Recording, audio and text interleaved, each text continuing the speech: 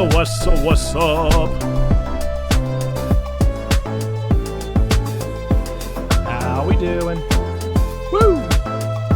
What's good, folks? Welcome in. Congratulations to Zando for snagging first and then hopping out.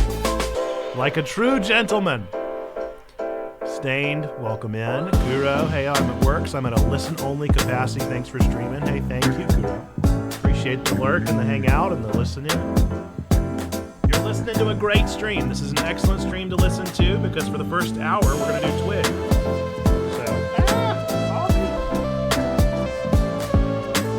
I don't understand what just happened. I gotta go get it now.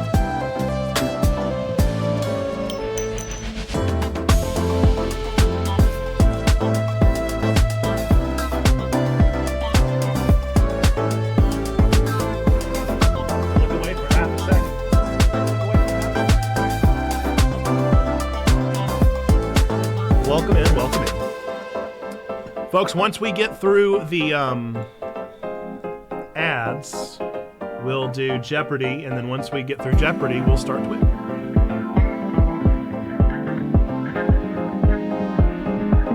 Should be a good time.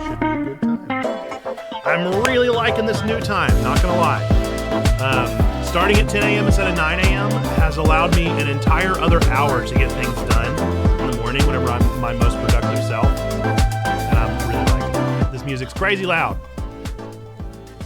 So much better. Okay. Anyway, if you haven't heard anything I've said because the music was so loud this entire time, thank you, Zando, for coming in and snaking that first like a true gentleman. Welcome into Kuro, welcome into Stain. Kuro, you're listening to a great stream because this is one of the streams that is very listenable, especially for the first hour when we're just doing TWIG. We, of course, want TWIG to be interactive, but it doesn't have to be. And if it isn't, it's not the end of the world.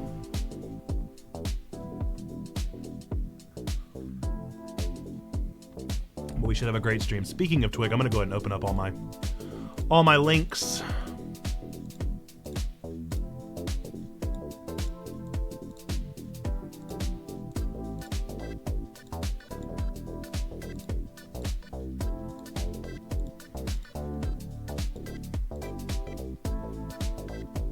Where do you want me to park? Do you have access to the secret room, or should we do the level 2 chat room? I'm fine with either one of those. Okay, if you have secret room, let's just do that. And I'll hop in there when it's time.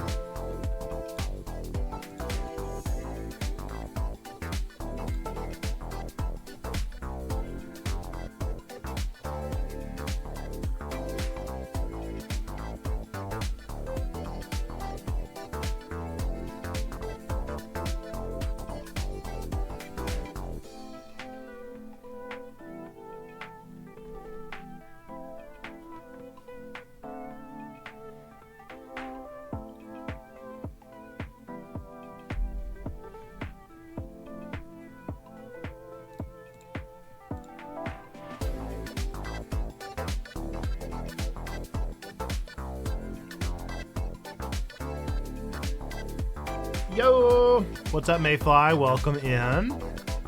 Glad you're here. Hope you're having a wonderful start to your Thursday.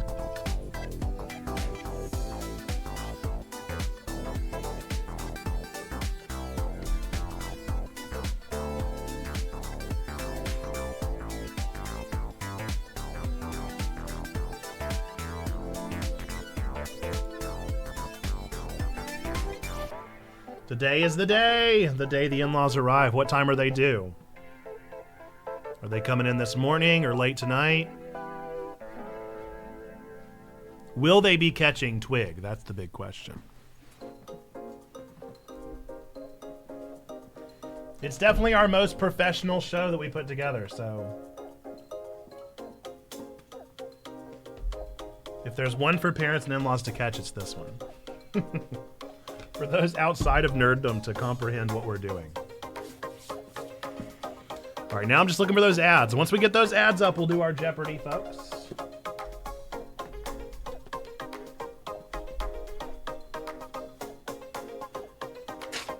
Looks like we got a 1,000 pointer and a 400 pointer. Oh no, 800 pointer, excuse me.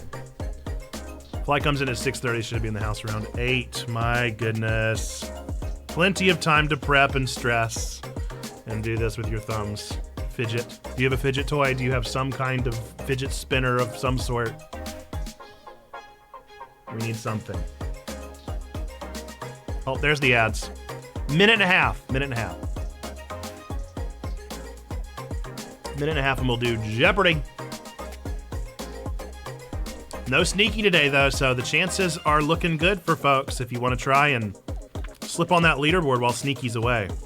While Sneaky's away, the rest of us stand a chance. Yeah, sounds like a good time for a fidget toy. A spinner, one of the cubes, or anything. Folks, the game plan for today is we're going to do Twig, and then we're going to take our break. Then we'll hop back on for the song schedule for next week and for Melon Journey. And then after Melon Journey, or after the Melon Journey at 10 o'clock, if we finish it within the hour, we'll start a new game. If not, then we'll just kind of keep going. Hey, yo, John, thank you for your sub and for using your Prime. You only get to use that one place a month, and we thank you for using it here. Appreciate ya. Thanks so much, my friend. That's wonderful. Wonderful, wonderful. We appreciate you. I resubbed this morning, and I'm going to share my anniversary because we're getting very, very close to 36 months. Well, it might let me do it. I don't want to connect to Wi-Fi.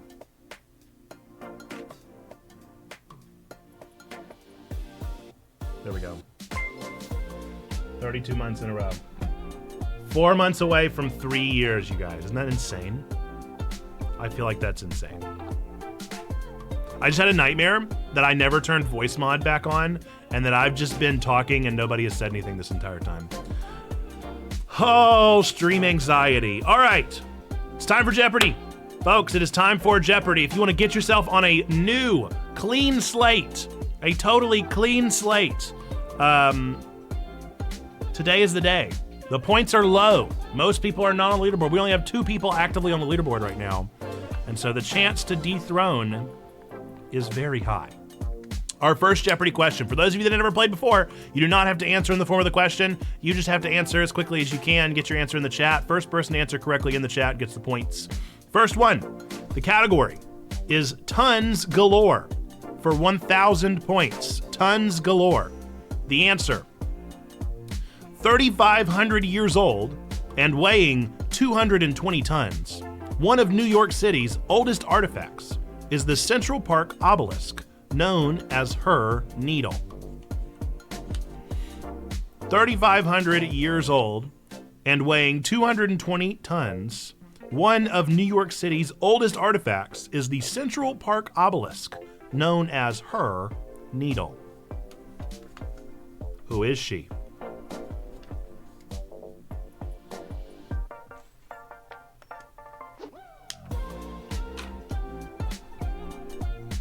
Oh, Aphrodite is close, but incorrect.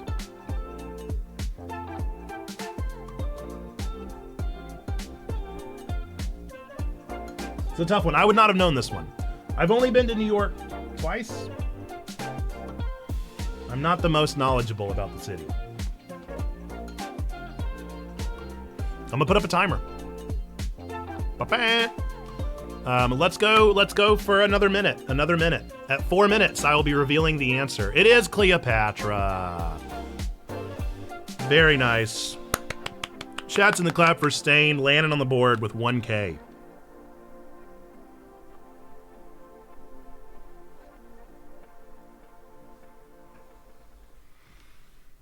You've been there. You've been to the needle. I may have been to the needle. I'm not sure. All right. Next up, category is alliterative people. Alliterative people for 800 points. The answer.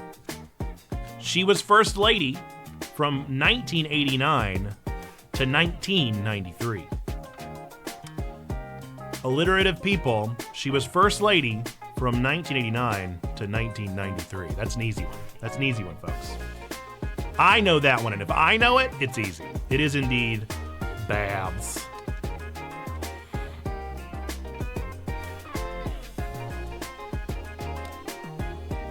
It is indeed Barbara Bush. H-dubs. Chats in the clap. The only day you're in the lead, you're still actually in second. Sneaky remains in the lead with 3,100. Stained Glass with 1,800. And Zando, I believe, with 200, 400, something like that. So even still, Sneaky reigns supreme. That's really funny. All right, let me pull up Stained and we'll get into Twig.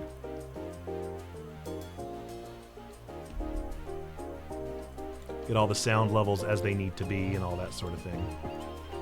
I'm gonna close out of this and unmute myself, get you going through the right speaker. We're gonna pause Spoofy. And we're gonna check and make sure that the camera is still set up properly. It should be, but you know how it goes. And turn up that desktop audio. Give me some words. Nothing. Not a thing. Ain't that the way it goes? Let's see. Audio looks good on my end.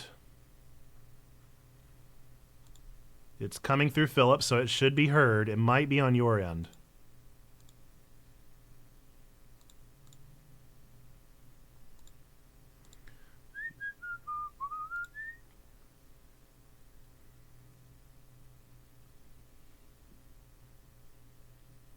Let's. Oh, hold on. I was running a raid with a guild on WoW the other day, and I'm on push to talk. So there we go. Okay. Well, keep talking for me. I'll get you leveled out here. All right. Well, level me out because nothing else can level me. It looks like you're right in that range that I typically like to sit, so I think you should be good. All right. I'll just have to remember to keep my chat right now. Let me know if Stained is maxed out or doesn't sound perfectly pleasant. I always sound perfectly pleasant. All right, we're going to get right into Twig. I've got my show notes up. You should have yours up. Welcome in, Cam. Cam, let me know if Stain sounds good. Stain, would you talk some more? And let's see if, because Cam hopefully is listening. Yeah, so I was telling you about the Pokemon Go clone where you can go collect all the Saints.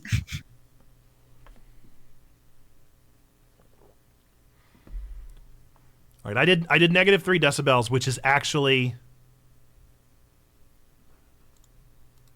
negative 53, but I've got him turned up in Discord itself, so I'm going to try turning back to 100, because it could be that you're peaking in Discord, and then the way it's picking up is just going to be peaked no matter how low I get it. So keep talking. It's possible. I can, yeah, so that game was called Follow JC Go, and I can't bring myself to download it, but it's hilarious.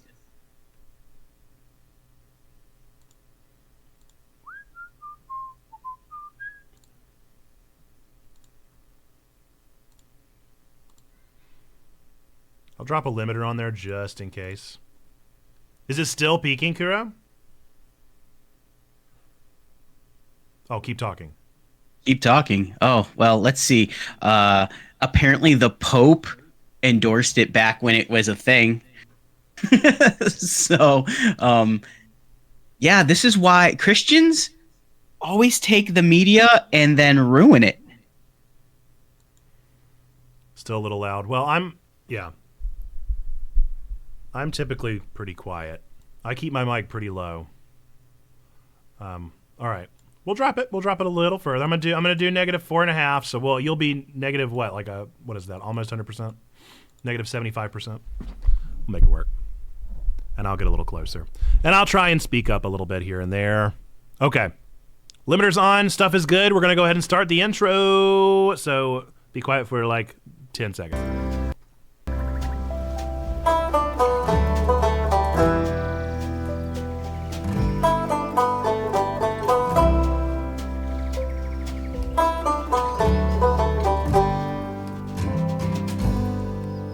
All right, welcome into TWIG, our weekly geekly news show that we do here live over on Twitch every Thursday morning at the new time of 10 a.m. until 1 p.m. Eastern if you want to catch us live. This is an interactive show that we do here, going through the news of the week that we consider nerdy and geeky, or that you submit to us over on Discord. But we like for it to be interactive, so we don't want the chat to feel like you've got to be quiet or like you can't still interact with us. We want to still have a conversation here, so I'll try and ask questions throughout the show. If you're watching over on YouTube, first off, hi YouTube, thanks for watching.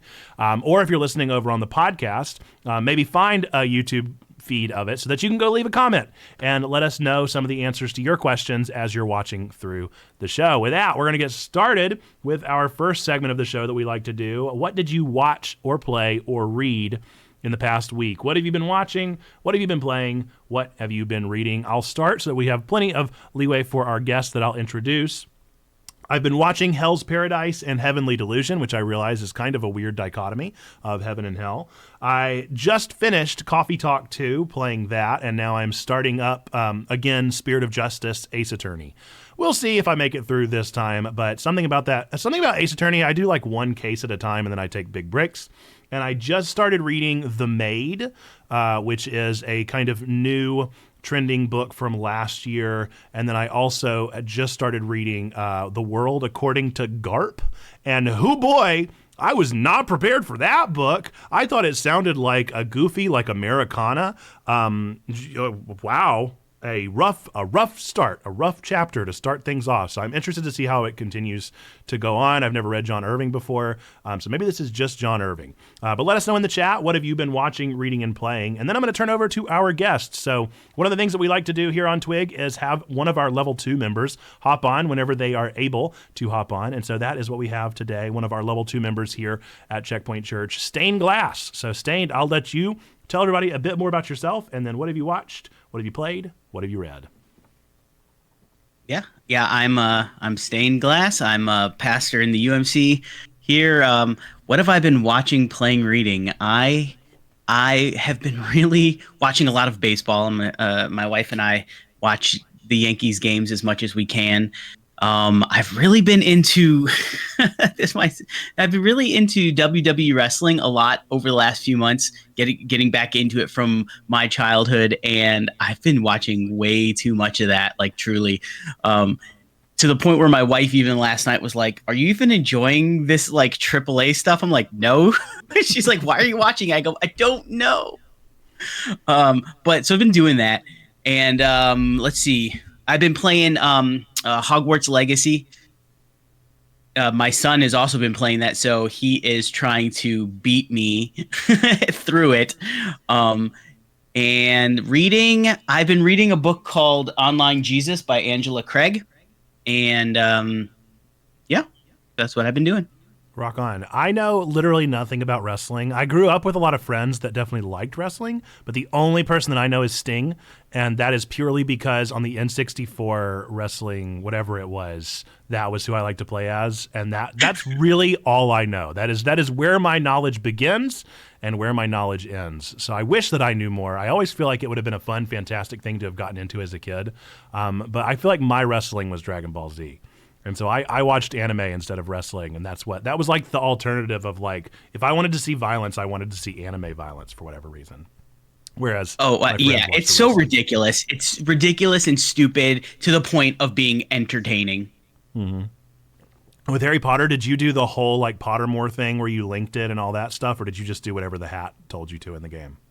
No, I did whatever the hat. I actually kind of forced myself into Slytherin because I kind of realized what answer would get me there.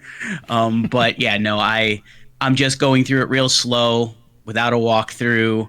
And I'm really enjoying it. Love it. All right, from the chat, it says Sneaky is playing Jedi Survivor, still working the way through that story. I'm sure that's what most people have probably been playing for the past couple weeks. Cam says, finished Star Wars Visions, which is volume 2 of that show, I presume is what Cam is referring to because that just dropped over on Disney+. About to Platinum, Meet Your Maker, just need the multiplayer trophies, and then ready for Zelda tomorrow. Yes, Zelda Tears of the Kingdom does release tomorrow. That is on our upcoming games list towards the end of the show. And that's pretty crazy that we're already there. Very exciting stuff. All right. Well, as I said, if you're in the chat, feel free to drop what you're watching, reading, or playing, or any thoughts that you might have on any of the things that we talk about throughout the show. We're going to start off pretty heavy. We're going to start with a pretty heavy one. There has been some news from Riot Games. So some of you may recall a couple of years ago, whenever Kotaku released a class action gender discrimination lawsuit being penned against Riot Games that has continued to escalate, starting with two people that started the movement as whistleblowers in a sense, and now it has raised up to over 1,500 different claimants who are a part of this lawsuit. It's a pretty huge deal, a pretty landslide case, and I think another kind of nail in the coffin of what was 2000s gaming work culture, like gaming industry culture, that I hope we're going to continue to see the end of. For those of you that have been with us since we started TWIG, you know we've covered Activision Blizzard and the continuing progress of that lawsuit, and Riot Games is not out of hot water either with their own, but it's always good to see that there is payments being made, there is a process going through, and hopefully a future being set up and established. What thoughts did you have on that, Stain? Anything that you wanted to add? I know this is a heavy one to start off with, but I figured it's important for us as Checkpoint to do good, do no harm, and strive to grow. Those are our kind of hallmark rules that we follow based off of John Wesley's general rules. And this is an obvious example of not only how do we do no harm by setting up a future where this doesn't exist, but we also have to do good by doing what we can for the past. And to not necessarily even to make up for it, but just to honor that we're being different with an offering of sorts, in this case, a financial offering of the fact that we regret and that we are moving past and that we acknowledge that we were wrong. And I think that's an important step for games industries to be making. Oh, I agree 100% with all of that, especially for us, because gaming's important to us. We want to reduce or eliminate the harm that we do, like, the crunch culture of, working people to the bone, and, things like this with discrimination, gender discrimination. That is one of the things. I'm a big World of Warcraft fan. Like, I go in and out. I just was part of doing a funeral service for one of our guildies that died recently in the game, and it's been hard to continue playing it with all of the stuff going on. But I think this actually, while it's very public in the gaming sector right now and needs cleaned up absolutely in gaming, I think it points to a larger tech culture issue that I think exists, and really just culture in general, right? Like, it's just a microcosm of a larger societal issue on still how we treat women in this country. Like, again, even something, I'll localize it for myself. My wife is a runner, and a month doesn't go by where she's not creeped on by somebody while she's out running. And, you take that and you just start marching it up the scale. I think the more we can expose these things and eliminate them, and, I don't have any sympathy for these companies, right? I have sympathy for the workers of the companies that are not engaging in this practice, but the reality is that sometimes, sometimes exposing these things and eliminating the badness means that a company is going to go under, and I'm okay with that. But if we're going to do things like that, then we need to, as a culture or as a gaming community, try to set up guardrails for those who might fall through that are also just victims. So anyway, I could go on and on and on and on about that because I'm passionate about it, but I think it could have been more, and we need to do all that we can to root this kind of thing out, and it really support the people who are putting their lives and their livelihoods on the line to expose it. Yeah, Absolutely. And I think that we could do a whole level 2 podcast about it because which is currently sort of on hiatus. We do have another episode in the can. I just haven't had a chance to edit it. So level 2 podcast, this would be a great conversation topic to continue talking about gender norms and to continue talking about equality and discrimination and the progression of civil rights as we continue to go into history and culture and all that stuff. So there's tons of good words. There's tons of good keywords that we can hit on throughout this, but I think we've summed it up well as a means of just we're excited to see that this continues and excited to continue hopefully pushing our way forward into a better future and into a better place for all people in the not only the economic world but just in the world at large. Cool. With that, we're going to move on to our next news piece, which is one that kind of came by surprise just because we don't often hear from Team Cherry, which is the team behind Hollow Knight. But we have officially heard from Matthew Griffin, and it's not good news, Zando.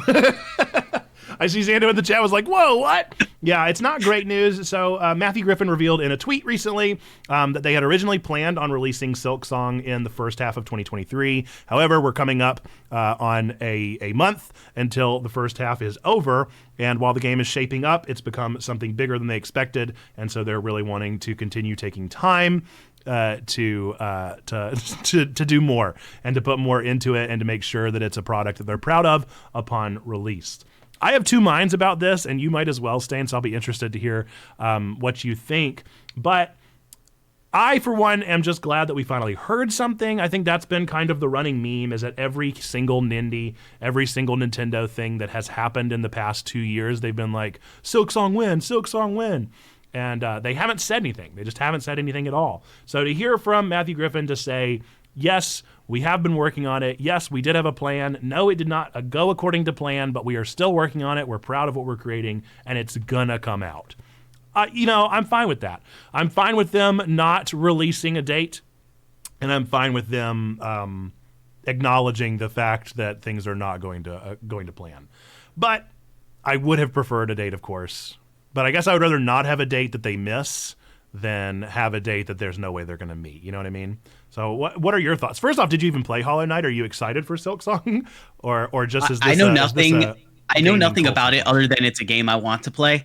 But I will say in terms of I'm a big proponent of don't put a date out there unless you're sure you're going to hit it, because I think one of the most frustrating things as a gamer or a consumer of media is to hear this, get excited about a thing that's coming and then be told you got to wait some more. And maybe from a marketing point of view, that actually does them some good because it continues to build the hype. But eventually, you keep pushing things off enough after telling me it's coming, and then I just lose interest. And so I would much rather them wait until they're much more sure that it's going to happen. I think we have another piece of news later on where something has been announced for well down the road, and I was like, wow, that's bold. Because they have no idea. They really, so anyway, that's my opinion. I'm glad that there's not a date because I just hate when they miss them. Yeah, I totally agree. And this is a Metroidvania with a lot of depth. I remember whenever I was playing the first Hollow Knight, I was amazed that it just kept going. I kept playing and I was like, oh, I'm 20 hours in and there's still more to do. What's going on with this game? Why does it just keep going? So it's way deeper than most indies you would typically predict. And so that tells me that this is going to be a project of equal, if not greater size. And I think we have a lot to look forward to with Silksong because I think it's going to be another massive game. So if you're a fan of Hollow Knight, if you're a fan of that play style and of what that game did, I think we're going to get, at the very least, more of the same. But hopefully we'll get something that's an even better iteration of an already iconic game. The gap is obviously pretty big, 2017 to at least 2023, maybe 2024.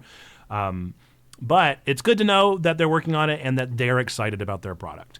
And that is something that in and of itself makes me excited for whenever it does come out. It sounds like Zando's in agreement with what we're saying. Rather not have a date than be let down by delays. Excited that they're putting so much care into a follow-up of a monumental game. I totally agree. And I think that where they kind of shot themselves in the foot was even announcing that it was going to come out in the first half of 2023.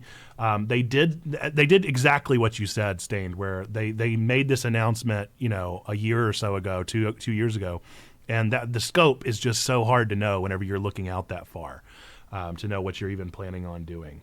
I'm kind of surprised. I almost wish we would get like a demo. I don't know. That culture has turned into kind of this like weird thing that some people do and some people don't, and normally it's AAAs.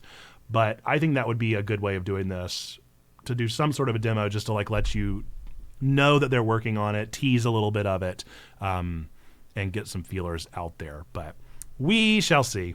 We shall see what happens and what comes of Hollow Knight in the future. With that, we're going to move on to our next one, which is Beetlejuice 2, which will come out in quite a while. I have a feeling this is probably the one you were talking about, Spain. Beetlejuice is another iconic movie, kind of a cult classic film starring Michael Keaton.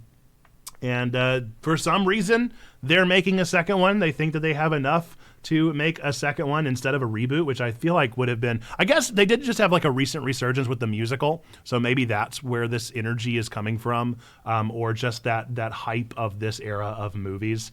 But we shall certainly see where this will go and what this will do. It's got Jenna Ortega tied to it, and so that's a big name to have right now, so it sure better come out sooner than later, because she's definitely in the hype wheel right now, and there's no telling how long that hype will last, whereas Michael Keaton will remain to be a major hype name. But yeah, what are your thoughts? I'm mid on Beetlejuice. I like Beetlejuice, and I like the iconography of it. I like the like power of the images and going to the like Hollywood. What's it called?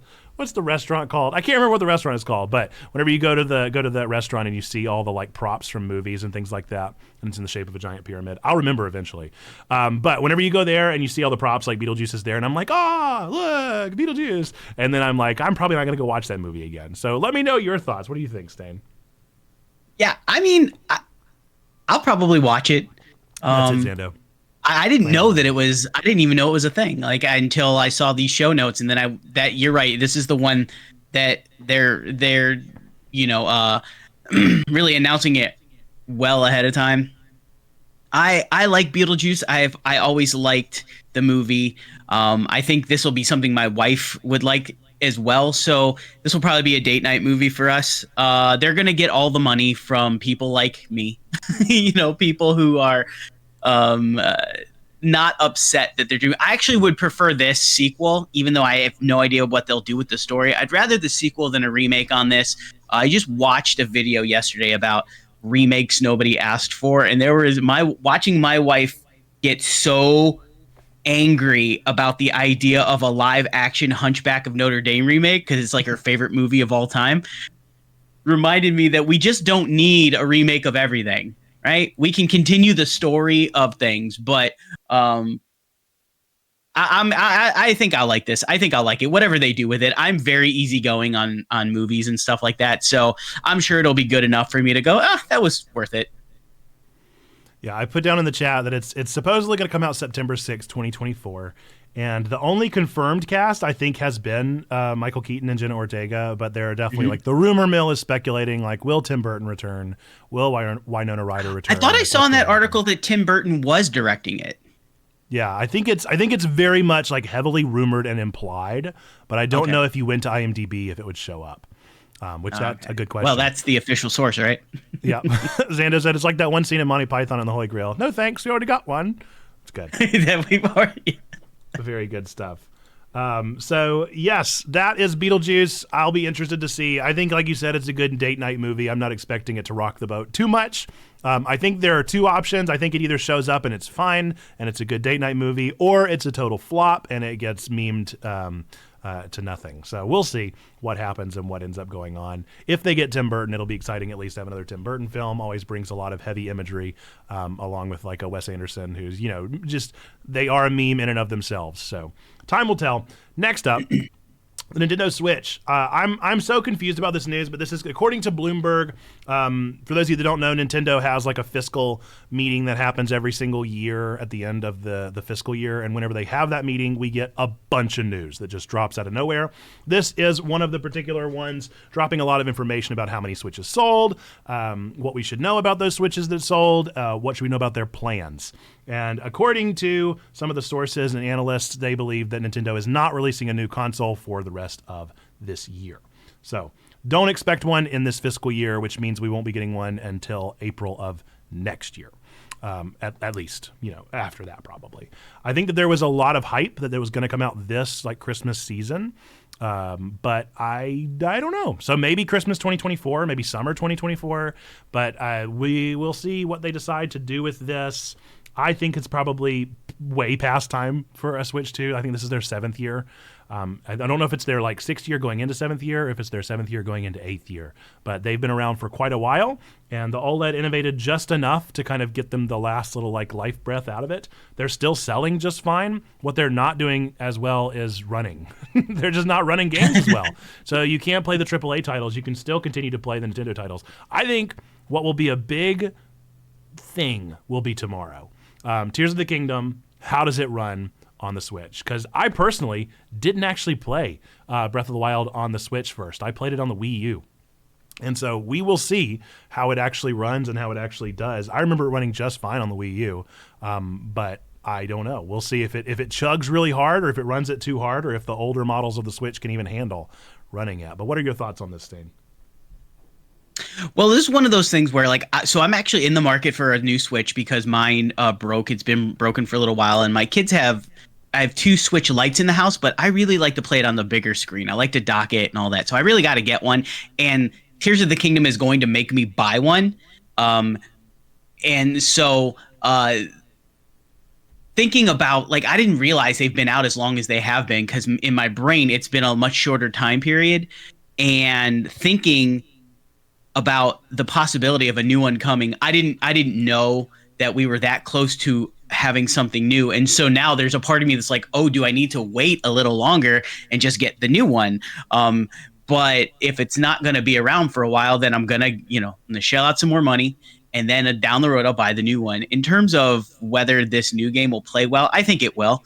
I think they know enough to know that they gotta knock that out of the park, or else they're going to do a lot of damage to what comes next. And so I don't think I think it'll be just fine. I think they'll have built it to the specs that they have, and I think Nintendo as a first party platform releaser, I think they're smart enough to do it that way.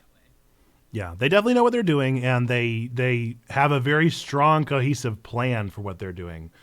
So there's no time. I mean, they even said in this meeting that their goal for this year, which is their 7th year, thank you, Zando, it's not their 8th year. So this is their 7th fiscal year, and they are planning on selling 15 million units, which is a pretty hefty amount for a 7th fiscal year, even for a brand like Nintendo.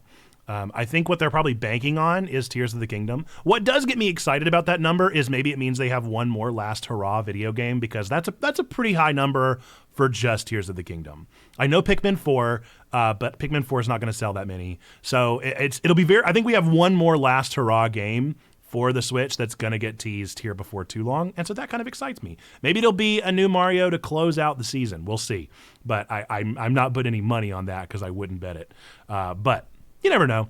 We'll see what they actually do. I think they'll probably meet their goal of 15 million, especially with Tears of the Kingdom, but there's no real telling how things will continue to go forward. Zando says, my daughter was also born in 2017, but at the literal end of the year. I got up in arms like, my daughter isn't almost 7, but I forgot there is almost a year difference. Yes. Yeah, well, there you go. It's nice to have those like hallmark milestone years that our children are born to remember when video games come out. That's really funny because I'm that exact same way, Zando. My brain absolutely goes there. So that's really good. Like I'll never forget, well, this isn't my child, but like COVID and Animal Crossing are like tangibly linked. I'll never not think of COVID whenever I think of Animal Crossing because they were like, that was what I spent my time doing during that March and April. Okay, let's go on to our next news story here. For those of you that haven't heard, Niantic has released a new simulation game. A new game. If you are a fan of Pokemon Go, then you should know Niantic. They are the behemoth developer of that game, and they're always trying to come up with something new, and it always fails. So we will see if this one fails as well, but this is a pet simulation game that's going to be their own IP, which is kind of unique. This is the first time Niantic, well, I guess not the first time, because they definitely did that like spy hunting one. Was that not their own IP?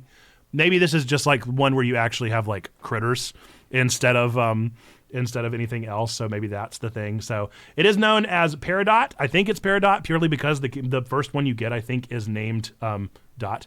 And so that's all I know about it. I haven't played this one. I probably won't play this one. I liked Tamagotchi. I was a fan of it, but this doesn't feel like it's going to do what it needs to do for me. I play Pokemon Go whenever I go on walks, and that's all that I do Pokemon Go for. And so I don't really need a replacement. That was my issue with Pikmin as well, is that I played the Pikmin walk game and I really enjoyed it, but then I was like, but I kind of miss my Pokemon Go, and I'm not catching up on all those things that I've worked for literal years at this point. So I don't know. We'll see if it works. We'll see if it actually takes off. I'm not putting any big bets on this one either. I have a feeling we'll probably hear about it in this one article, and then we'll never hear about it again. But hey, who knows? Maybe it'll do really, really well. What are your thoughts on this, Stain? Yeah, I think it's going to fail. I don't know that there are any of these kinds of games that have come out post Pokemon Go that have longevity. You brought up the reason, the sunk cost fallacy that goes into a game like Pokemon Go. People have been playing it for a long time, and if you're into that sort of thing, you're going to continue to go back to that because you've got time invested into that, and you don't want to.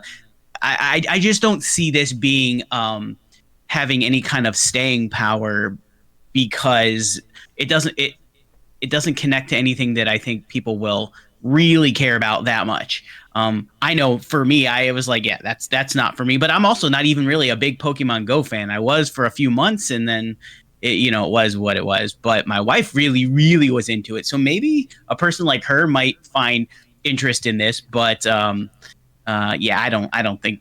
I think it's gonna fall to the wayside fairly quickly. What I think will, if this works, what will make it work is the intimacy factor of like you get one when you start, but then I think you don't get another one without paying for it. So it's not really a like Pokemon you're catching constantly, releasing, getting the candy, doing all that stuff. This one you like get a pet, and this is your pet, and then you take care of it. So it is more of that Tamagotchi-esque like vibe that they're trying to get behind. And if that works, then it'll work really well, and that'll be fun. But I just don't think it will. But I do like that they're at least trying to change up the formula a little bit. I did hear that in some of their beta testing, originally the like model was that you would raise your Peridot into the age of an adult, and then once it became an adult, you would like set it free into the wilderness. And they took that away because people got too sad. When they released them into the wilderness, people were like, well, I can't do this. I've taken care of this animal, and now you're making me give it away into the wilderness. And so I guess they couldn't let them do that. So now they're letting them, they like breed and they produce a baby, and then they stay, but you're not involved with them anymore. Wow, talk about the social implications of that. They were like, oh, you can't handle being a parent, so we'll just make a game that'll let you live into your helicopter parent fantasies. Oh my goodness. Yep. 100%. I think they might have even tried. Like, this would be something they would never say, right? This is board meeting behind the scenes of like, hey, my grandchildren have said they're never going to have babies, but they love their dog like more than anything in this world. And we need to recreate that feeling to get money out of them. And so this is totally that millennial urge to not have children, but to take care of something. And so you just adopt all the dogs. That's exactly what's happening here. And that's a baffling way to do it. And I might be just judging them more harshly than they deserve, but I could totally. No, man, this is it. This is the game for people who call their pets children. Mm-hmm. Which is definitely a real thing. It's a real millennial urge. And so I have a feeling there's something going on here. And that might be what they're trying to capitalize on. And we'll see if it takes or not. Zando mentioned in the comments about the Pokemon Go clone with actual human basketball players. I was just talking before you get on here, Zando, that there's one out there still active where you go around collecting saints. It's called Follow JC Go. It is the most ridiculous thing I've ever seen, but these games, man, they trip I'm me pretty sure out. the basketball player one was like a month ago. Like, I don't think it was very long ago at all when that one like just came out and is already gone. Cam says, same way about Pokemon Go, only play it when we walk around or maybe out shopping. I feel like we'll be shocked to hear how much Peridot has made, and then it will be shut down because it isn't enough to sustain. Probably so. So we will see. Yeah, and then Zando also said, man, what if it was a literal virtual pet that you might randomly lose when you log in one day? Yeah, those were the true. I mean, I remember people freaking out about Tamagotchi stuff. Like they were upset whenever yours would die or whenever yours would, have something go wrong with it or get sick. And people would have these real parasocial attachments to these critters. So I was not expecting Peridot to be our segment we talked about the most today, but this has been a delightful conversation. We're going to move on to the next one, which is the WGA writer strike. So for those, we talked about this last week. If you want to go back and catch our twig from last week to learn a little bit more about this one. But what I actually want to talk about in regards to it is as the writer strike continues to go on, we're going to continue to see more and more shows announce delays and things going on, one of which we've had two pretty big ones to nerds that have already not bit the dust. They haven't been canceled altogether, but they've definitely been pushed.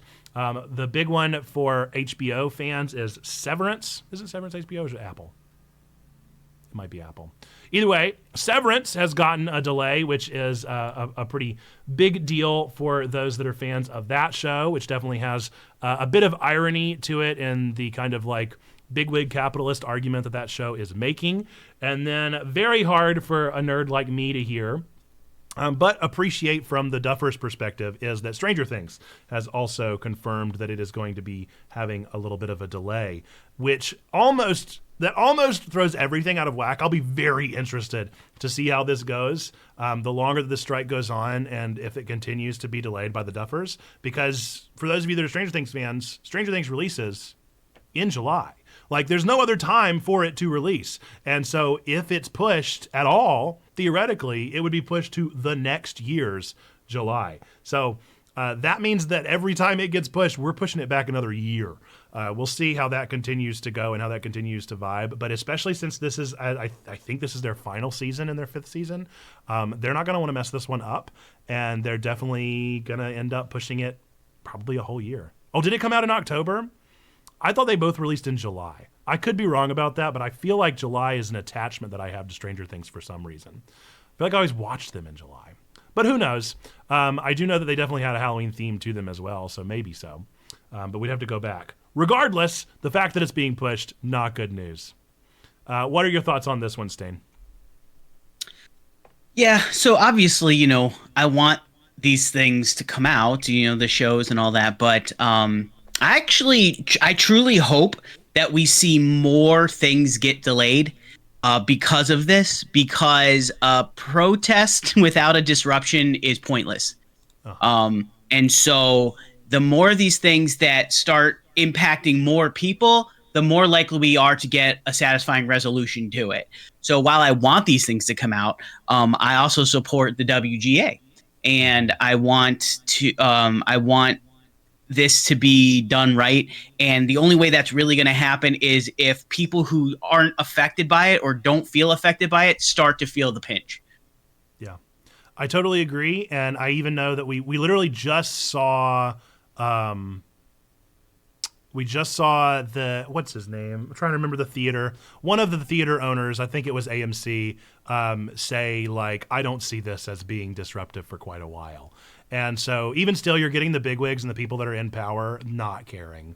And that's just evident of the deeper problem that continues to lie and the reason why these strikes are so important. I think our frustration on the end of the little guy, of the consumers of this media, is I obviously support the strike, but like, what can I do? I feel like that's my big issue whenever it comes to this is so out of our ball field because we're not writers. And so you just have to kind of continue to support people that that are writers.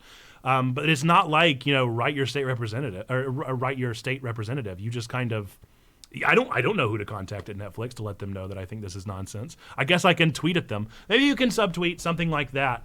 But It's definitely going to be a bit of a mess for the next little while, and I'm hopeful that it does disrupt in the way that it needs to disrupt. I'm hopeful that jobs are changed for the best, and that we figure all of this out in a way that does as little harm to people's livelihoods as possible. At the end of the day, shows are just shows, and while we love them and we do enjoy the media that we consume, that's not an example of harm. The example of harm is instead in people's livelihoods and in their ability to sustain living, and able to earn the money that they need to support their families and to support their lives. And so that's obviously the bigger deal. And we just kind of have to handle it. But I am interested, especially for anybody that's listening to this or watching along, if you know a writer, or if you are able to support them in an active way other than just kind of being okay. I'm always curious about how we can actually support and what we can actually do to promote social justice in that way, because I feel kind of powerless in this one as the person who really has no actual sway. Which people make arguments about all scenarios and how much power we actually have, but there's no representative for me to write to here. So I'm always curious as we continue to move this forward. Cam says AMC's perspective, anything they're getting soon would already be in post-production, so it wouldn't affect them for a couple years. Yeah, we shall see. We shall see how they continue to take it and how they continue to take it seriously. Okay. Let's move on to our last segment, which is a totally different weight after that one. But Pokemon Go Plus Plus, for those of you that haven't heard of that ridiculously named product, is going to be the latest iteration of the Pokemon Go Plus thing that they came out with, where you could like catch Pokemon from your pocket or whatever. And since they're releasing Pokemon Sleep, they wanted to make a new one that also tracked your sleep. And so they've made Pokemon Go Plus Plus, and the pre-orders came out for it, I think yesterday, maybe the day before. I already have it ordered. I already have it pre-ordered because I am a shill and I love Pokemon. And so mine will be on its way on July 17th. If you would like to order this for yourself, then you should find this original site in our show notes and order it for yourself as well, because I will definitely be enjoying this product. Any thoughts, Dane? Are you going to be a big Pokemon Go Plus Plus supporter here? Now, you know the answer to that. I mean, I even have my Gengar and Haunter mug here, okay? I can't help myself. We have a whole stream called Pokemon Days. I can't do anything about this, folks. This is just my own problem. With that, that's going to wrap up our trending news headlines. Here, we're going to move on to the next segment of our show. If you want to contribute news, this is news from the Discord. If you want to contribute news, bit.ly/DearTwig, DearTwig, or just go use our Discord. I scroll through every single week and I find the biggest news stories that we're already not talking about and try and highlight them. So use our Discord, post news that you see, and maybe you'll be featured. Only one this week, and that is actually coming from Kung Fu Carl. Kung Fu Carl posted a excellent podcast interview with the kind of funny Xcast folks, interviewing Phil Spencer. And I feel like what I assume happened here is they had an interview set up with Phil months in advance, and it just so happened to come out like the interview was right as Redfall was releasing and failing. And so I think Phil was just in his feels, if you will, and he was just really emotional before this interview and brought a lot of that stress here. So that is something interesting to see. But this whole interview is one that's really kind of a tell-all of Phil feeling guilty and a little bit personally accepting responsibility for the failure that is Redfall, which is something that we don't often see from one of the big three's execs. And a reason that I kind of like Phil, because I think that he is pretty human, and he typically tends to present a pretty human feel. But this was an instance. If you haven't listened to this interview, I highly recommend that you do, because this is one where he really kind of laid it on the table for the first time in a way that we haven't really heard, especially this brutally honest. Any thoughts on that, Stain? No, I watched a little bit of it. I think I always appreciate when the corporate face of something is humanized. And so while I don't want to see anything fail, obviously, and I certainly don't want anybody feeling like it's like all on them, we want things to be as good as they can be. So I don't know. I think from a perspective of somebody who is under the gun a lot for leadership decisions, I do have a little bit of a soft spot for for those who have to take the hits for mass failures. I feel a little bit bad, but like in the end, if it makes the next thing better, then hopefully that'll be the case. Yeah. Cam confirms that it says, yes, this was pre-planned and it was a coincidence. The timing-wise, they'd expected him to cancel, but he wanted to be there and tackle the questions. So I think that's a stand-up thing to do. It was a really good interview. I think what was interesting to me in regards to what you're saying of that kind of like weird guilt feeling is that he also expressed some guilt in his own actions, and I thought that was important to touch on. And one in particular was that they announced that it would run at 60, even though they knew it would run at 30. And that was something that he said, yeah, we knew, and we said it anyway. And so that's important. That's important to own up to and important to acknowledge in this weird tech-obsessed genre of the market, where we really do care about specs like that for some reason. I don't personally, but gamers care about specs like that. And so to fudge the numbers and to mislead a little bit in that way is a tough thing to do and an important thing to own up to. And I hope they won't do it anymore. Stop doing it, because it doesn't work. It never works. It never pans out well. I mean, I have yet to see a single game, Cyberpunk, any of those games that like make these bold promises and then don't live up to them, and then it works out well for. I mean, they're doing fine, of course, in the end, but like that part just is controversy. So I guess it's churning the controversial meal in a sense of like progressing that news upward and onward, but I just don't see the merit in it, and I hope that they'll stop. But I appreciated that he at least expressed that as a regret. That's good. That's good news. Okay, we're going to move out of more heavy news. Again, that is our only news that was submitted this week, except for Xando, who just dropped over in the chat. We're a week away from the open beta for Street Fighter 6. You nerds online. Absolutely. Xando is our resident Street Fighter fan, and we'll definitely be playing that. And so looking forward to hearing his takeaways. If you ever want to submit news, either post on the Discord or send them straight to me, bit.ly/DearTwig, and we'll make sure that they get featured on the show. With that, we're going to move to everybody's favorite segment of the show. At this point in nerd history. There we go. Okay. So these are all the things that happened. These are all the things that happened today throughout time and space. Not many, actually. It was kind of surprising. I don't know what the deal is with May 11th, but there's not a lot of things that happened on May 11th. We had a pretty limited run. So it's up to you. I don't know why I included that under games. There's one that definitely should not be released under games at the very top there. Do you want to take games or do you want to take movies? I'll take the games, I guess. Okay. So we've got the first one. We'll just say is not a game.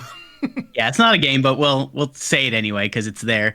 2020 Twitter added fact checking, which I can say, yeah, wow, that's really amplified the platform because everything on there is true.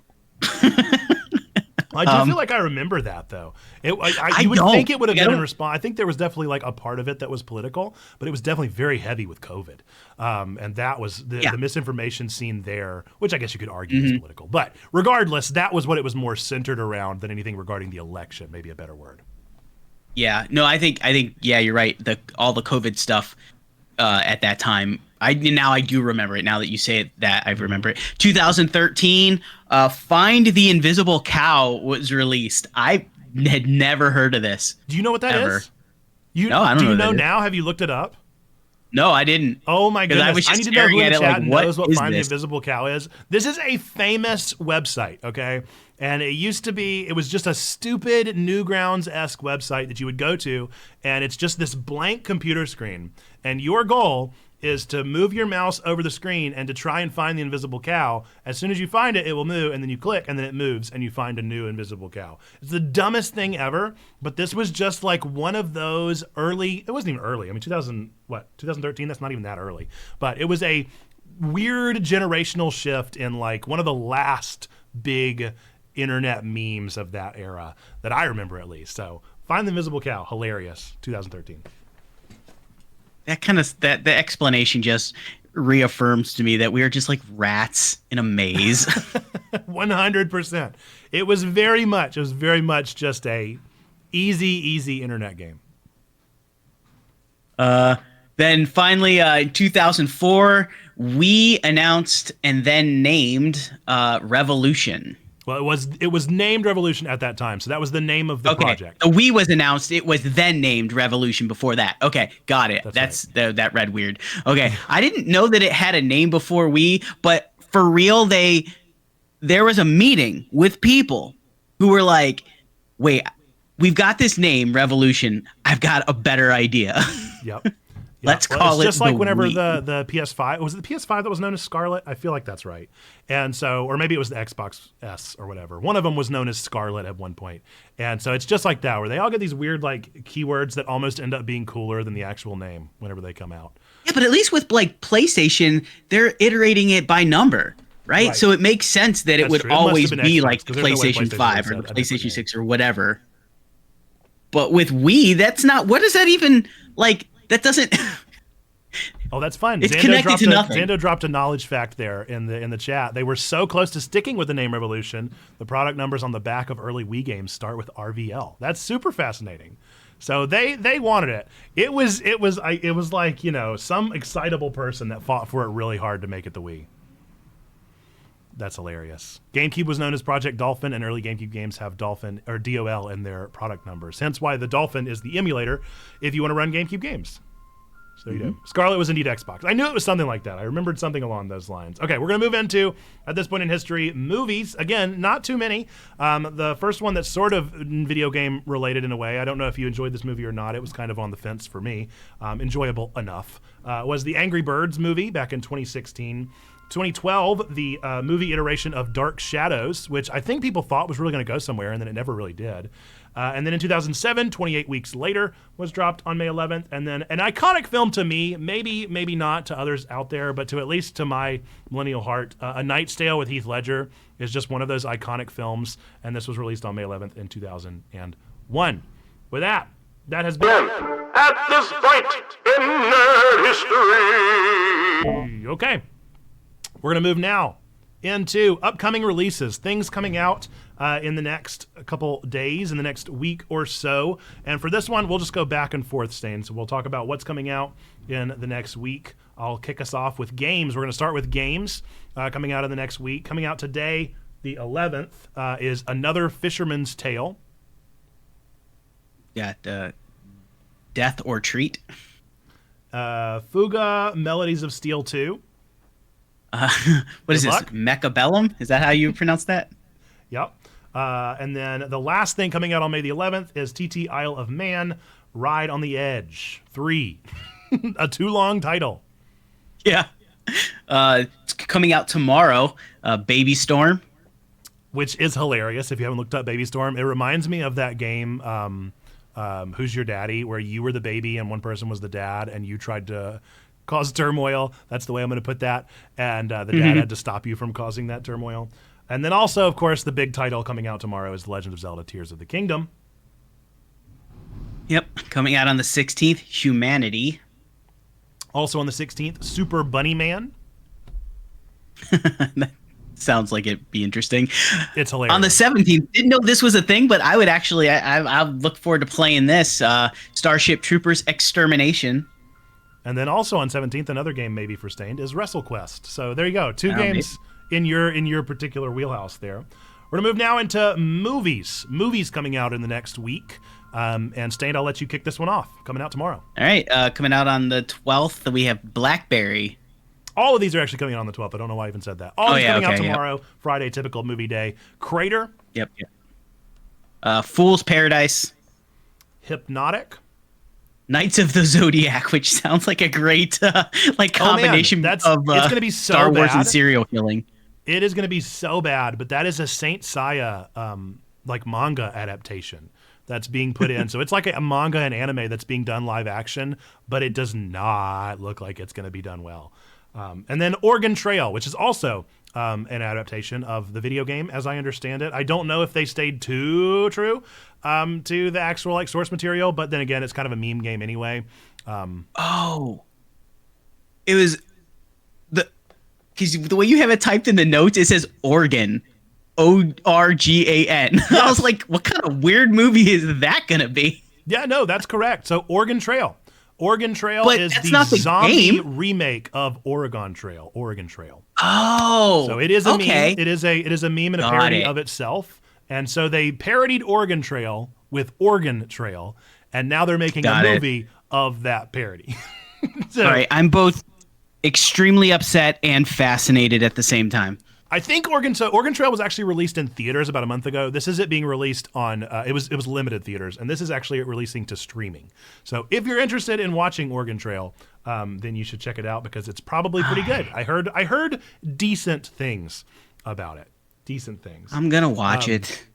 Yes. St. Bear says Baby Storm sounds like an episode of Invader Zim. Tears of the Kingdom is indeed coming out tomorrow. Xando says Blackberry by the guys who brought you the Wii Shop Wednesday track.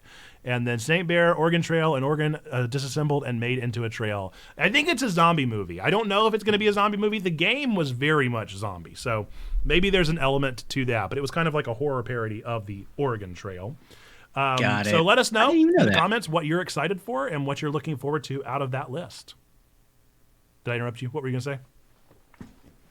Oh no, I was just saying I had not known that was a thing, but now I have to go check it out.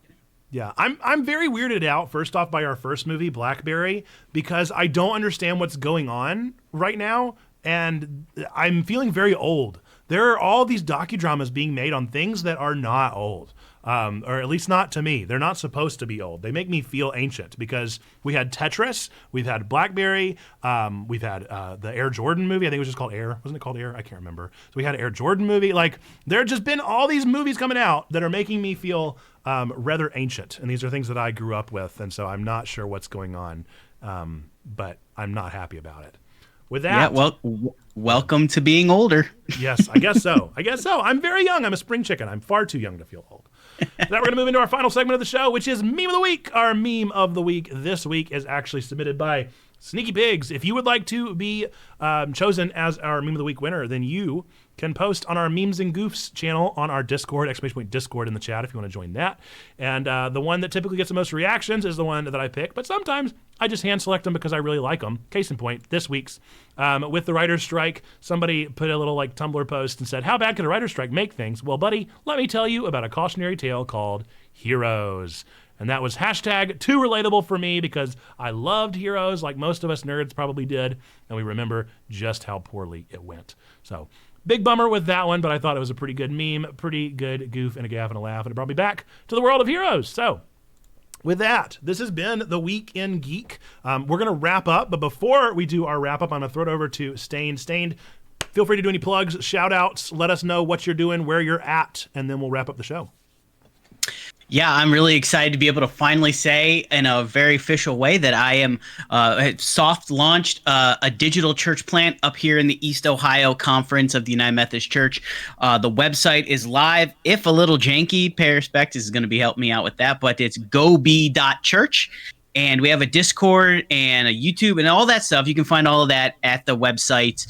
But gobe.church, it's a social justice oriented, inclusive UMC, digital first platform. So I'm really excited about that. And, you go check that out. It's not for nerds, geeks, and gamers, but, it is definitely for digital natives. So There we go. Rock on. Well, thank you for your time, Stan. We appreciate you being here, folks. This is Twig, the Weekend Geek, our weekly geekly news show that we do live here on Twitch every single Thursday on our stream, twitch.tv/checkpointchurch. If you're listening now on YouTube and the podcast, first off, everybody say hi, YouTube, in the chat. This was a live show that we would love for you to have been a part of. You can catch us every single week here on this channel. And we believe three things to be true about every single one of you out there, whether you're watching it live, whether you're watching it on YouTube, whether you're listening to the podcast, whether you believe in God, don't believe in God, go to church, don't go to church, none of those things change these three things that we believe to be true about every single one of you out there. Number one, we believe that God loves you, like really, really loves you. Number two, we love you. We want community with you. That's what we're doing here on Twitch, YouTube, and Discord. And number three, we believe that you, yes, you matter. You are a person of sacred worth. The world is a better place. Why? Because you are in it. Folks, with that, and until the next time that we see ya, be well. Bye-bye. There we go. All right, Stain, thank you so much. I'm going to hop out, and then we're going to take our 3-minute break, and then we will proceed on with Melon Journey. So thanks for being here. Everybody say thank you, Stained. All right. Bye, y'all. Bye. All right, folks, with that, like I said, we're going to take a quick break. We take a 3-minute break every single hour here on the stream to practice healthy habits of streaming. So I'm going to throw you guys over to a quick intermission, and when we get back, we will be playing Melon Journey. We'll be finishing the game, hopefully, during our stream today. Actually, we'll be doing our song schedule, then we'll be playing Melon Journey. So we'll be back in 3 minutes.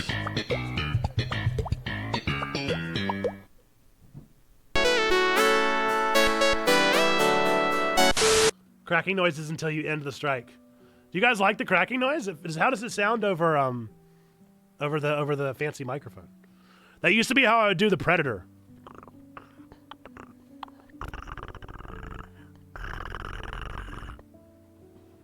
But I don't know how it sounds over the microphone. And I used to tell people that I could pop my neck like that. This is really happening at long last. I'm fed up. I can't do it anymore. Spectrum has pushed me too far. You've done too much this time, Spectrum. And you were here for it. The folks that are in the chat right now, you were here for this monumental moment where I finally am broken like the bat by Spectrum. I'm putting on my to-do list right now. Call Spectrum. All of you are here. All of you that are here right now in the chat, you're a part of this moment. You're going to get a badge that says you were a part of this moment of Checkpoint Church history. I'm not even kidding. Do it, please. Make it happen. If you know how to do it. If not, I can look into how to do it. But this is a moment. I'm calling Spectrum.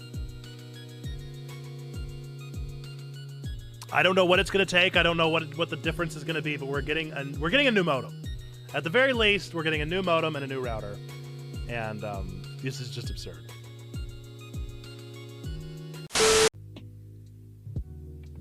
My corner of the internet, and you can't have it, exterminates anyone looking in her direction. Absolutely, Trombone. Only a Dalek could do that. Oh, this is an example of what not to do. Don't be a Dalek. Be a Trombone Dalek in particular. Trombone Daleks, as you know, are notoriously generous. You are allowed to lament. If you've never heard a pastor say that before, let me assure you, you are allowed to lament. You are allowed to doubt. You are allowed to be hurt. You're allowed to be angry. But at the end of the day, whatever your prayer looks like, whether it's an angry prayer, a happy prayer, or whatever it may be, I hope that it gets to the action of entering into a relationship with Jesus Christ and with the body of Christ that is the church. That's what we're about.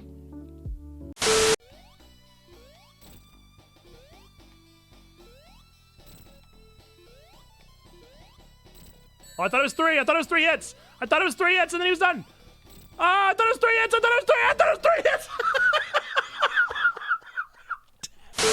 And that has been page 54 of the Mirror Mural, presented for your listening pleasure without context.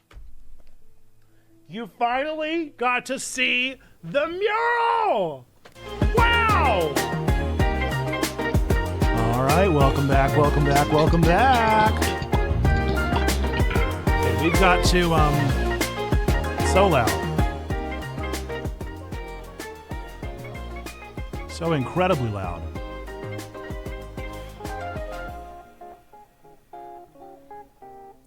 That's much better. All right, we are going to do our stream schedule for the week. So I'm going to bring in the image real quick. Hopefully. I'm going to attempt to. Nice. For those of you that haven't been a part of this is something we started doing a couple months ago where rather than just tell you the schedule or post it online, I sing it for you in the song of or in the melody of a top 100 song. And so we're going to give it a shot. This one is going to be a little bit goofy and emotional, a little melancholy here. I need to make sure that our level's good. This is our our schedule for week 20 of the year in the melody of 1,000 Years by Christina Perri. So I got to make sure we're good.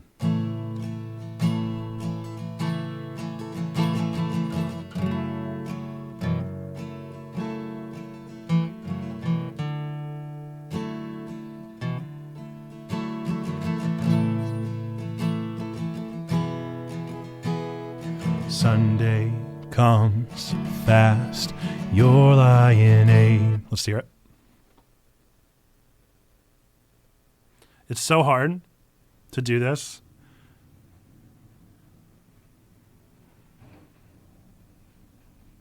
That's fine. That's fine. Now I'm going to get out of my own ear before I drive myself insane. And yeah, this is 1,000 Years by Christina Perri. I don't honestly real well remember how the song goes. So there's a part of me that's like, maybe I should limit this to songs that I actually like know really well. But I definitely know the chorus very well. So I should be able to make this work. Maybe well. Who could say? Who could really say at the end of the day?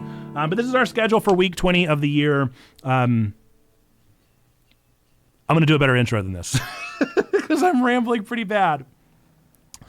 All right, I told an AI to rewrite the lyrics of Christina Perri's 1,000 Years off the top 100 chord charts of Ultimate Guitar to come up with a way to tell our schedule for the week in the form of the song. And I asked it to rewrite according to the lyrics, and hopefully it did an okay job doing this. We're about to find out together, you and I. So this is 1,000 Years, or maybe just a week at Checkpoint Church by Nathina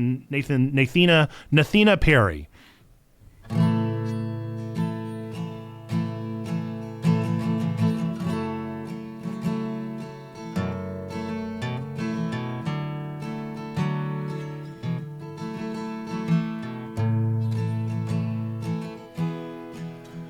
Sunday comes fast, you're lying April's in the past. How to be brave, nerdy sermons when I'm away at lunch, watching the stream. I don't know what that means, alone. All of my doubt suddenly goes away somehow. One day closer, I have planned every day waiting for you. Darling, don't be afraid. I have scheduled for a whole week's time. I'll guide you for a week once more. Monday brings still no stream 'cause ministry calls. I will be brave. Tuesday Twitch lights up and games await. In our digital space we create. Every game, every hour leads to this. One day closer. I have died every day waiting for you. Darling, don't be afraid. I have scheduled for a whole week's time. I'll guide you for a week once more. And all along I believed I would find you. Time has brought your heart to me. That's kind of sweet. I have planned for a week's time. I'll guide you for a week once more. Wednesday draws nearer.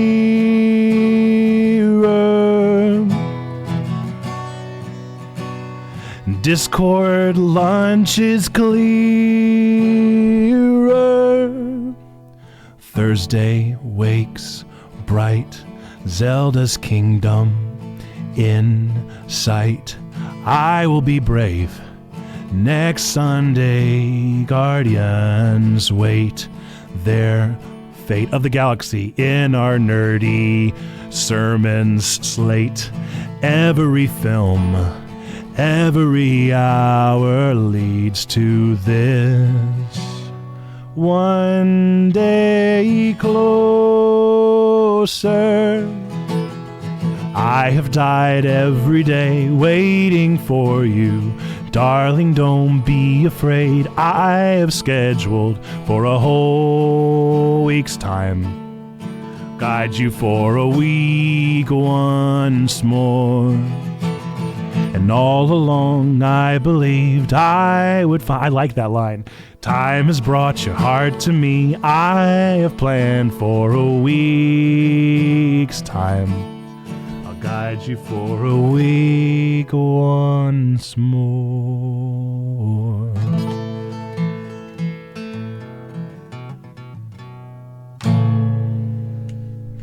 There we go!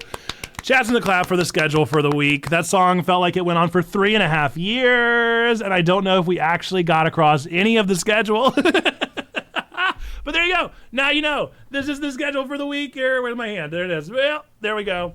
No stream on Monday. I don't remember if it even said that. No stream on Monday because I've got a lunch to go to. But it should be fun. Should be a fun week with our late night stream on Tuesday, Discord lunch on Wednesday. Wake with Nate at 10 a.m. on Thursday. Thank you, John. What a goofy time.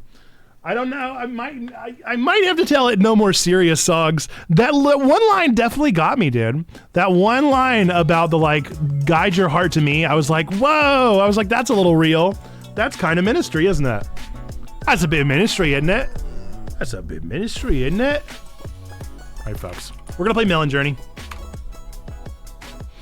We're going to play some Melon Journey. For those of you that were unable to join us on our Melon Journey last Thursday, this is a little indie game that we started playing, and the gist of the game is that we work in a melon factory, and in the next town over, melons are illegal to sell. And so we are named Check, obviously. We are Checkpoint. And our best friend is named X. And X went missing. And X invited us to the next town over where melons are illegal. We found their briefcase. The briefcase had melon seeds, so contraband that they were importing into the city. We couldn't find X whenever we went to the city, and so the whole game that we spent was looking for X. We found X. Along the way, discovered that there's more than this city that meets the eye. There's definitely like a criminal, gritty underground. This game is very cute, so what I'm describing to you is definitely a weird juxtaposition of the themes and the art style.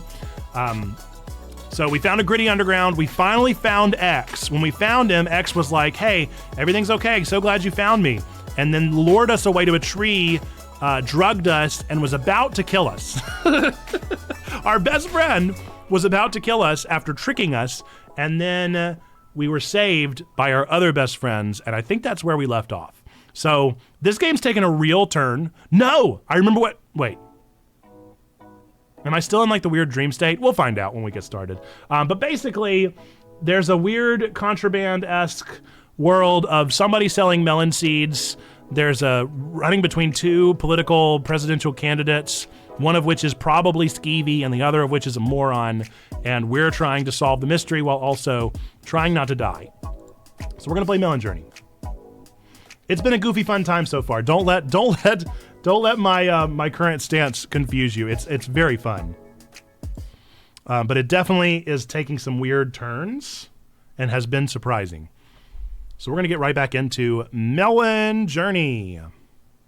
This is an indie game that was originally released on itch.io 12 years ago and just got a remake. So that's what we're playing is the full remake. That's the full story that they wanted to tell. Okay, yes, so we are awake.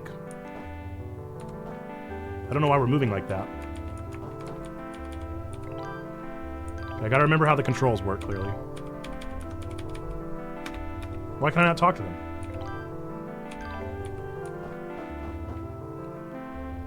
Okay, we'll figure it out. Something's wrong. Something's definitely wrong. Honestly, that's perfect timing because clearly we've broken the game. So we're gonna do a quick gotcha pun and a quick movie game. I didn't think you'd forgotten, but I definitely appreciate your candor in not doing it during Twig. Zando, your movie game. A mother suddenly switches bodies with her daughter, and now she's in a fight for her life as a killer is violently murdering all of her camp counselor friends. A mother suddenly switches bodies with her daughter, and now she's in a fight for her life. Yeah, you already got it. Freaky Friday the 13th. Easy. Too easy. Too easy. I don't even know why I started reading it the second time. I knew you were going to get it. That didn't sound good. That didn't sound good at all. Whatever just happened did not sound good. All right, it is the sub wheel, Zando. So let me know, clockwise, counterclockwise, how hard do you want to spin? Also, John, since you're in here, I totally forgot. If you would like to spin the sub wheel, let me know. Clockwise, counterclockwise, how hard? Whenever you subscribe to the channel, you get to spin the sub wheel, and it's got a assortment of prizes in there. So let me know what you'd like to see. Spin that boy clockwise with a strength of 1. You got it. I barely even stood up for it. I wonder if it's because I went max. Maybe I need to stay small screen for now.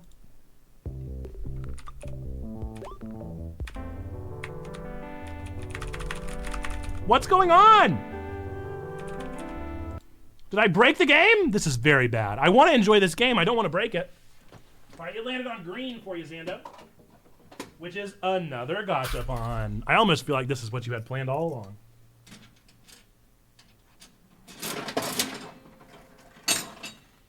Ooh, it's a die. It's been a while since we've had a die. All right, it is the, let's see, 10-sided? No, 12-sided. 12-sided die, Zando. Here we go.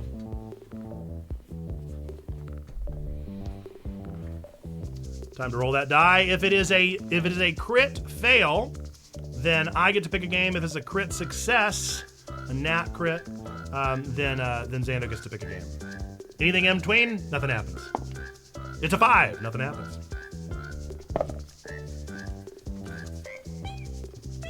Okay.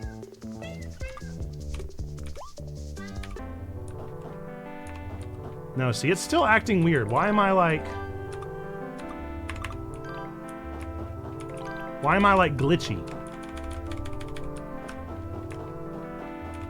What's going on? Oh dear. Have we broken the game? I'm very scared that we've broken the game.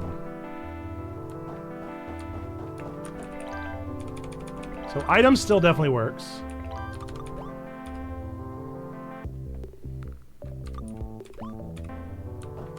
What? What's happening? I'm worried I've broken our game.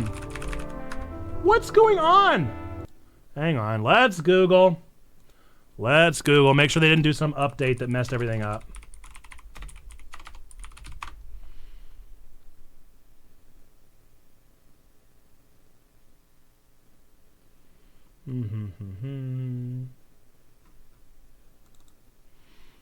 Melon Journey not working.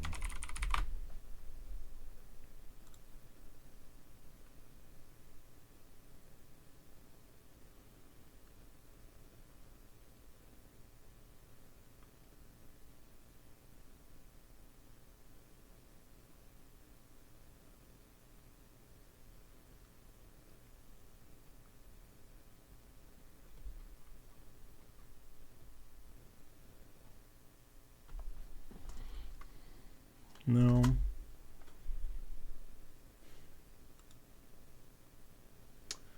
Let's try and use a controller. Maybe that's where we're. Maybe we can glitch it.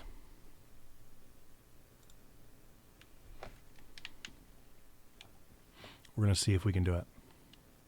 I don't think I used a controller last week. I'm pretty sure I used keyboard, but maybe we can do a little workaround here.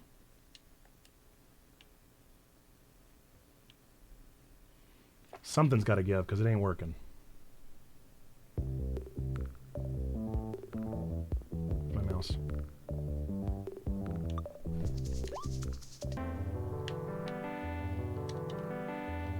Man. we gonna do? I can't find my mouse. Why does my mouse keep going? Now my mouse is not showing up. I do not want to start a new game. I do not want to start a new game. All right, don't start from quick save. We might be starting a new game. we might be playing something different today, folks. Oh no! I don't understand.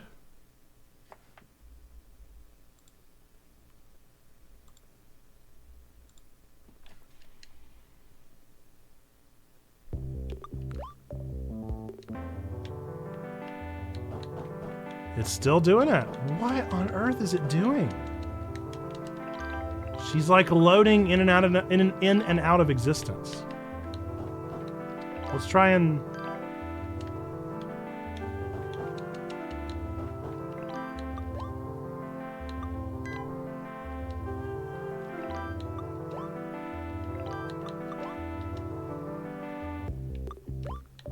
Let's try and load a different save file. What have we done?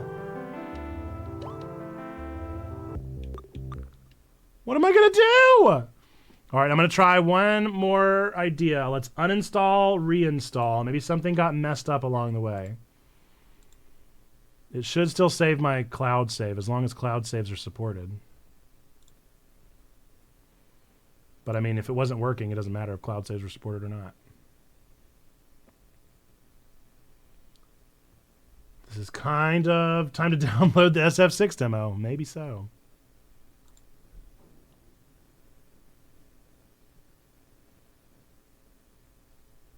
Chainbreaker as game breaker. That's pretty good.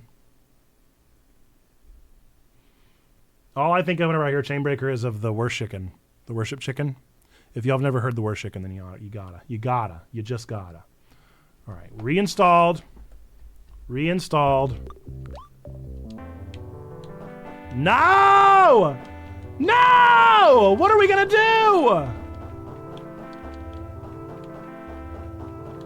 Oh no, it's broken! We broke the game. How? How did we break the game? Well, this is very sad. I guess I've gotta get back to that point eventually. I'll have to start a new game, I suppose. Let's see if a new game even works. Let's see if it's just broke, you know?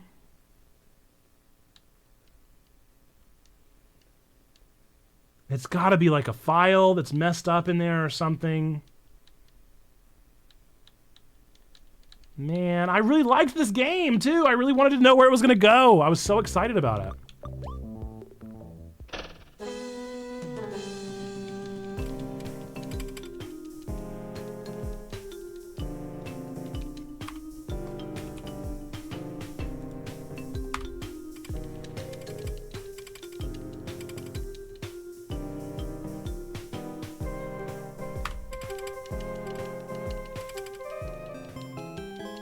I'm just real curious to see if it works now.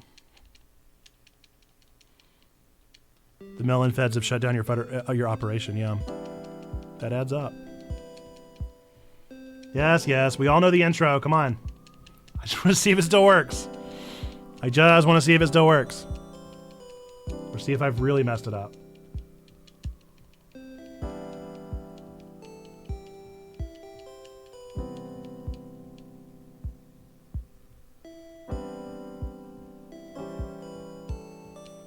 I'm so disappointed because this was a real fun game.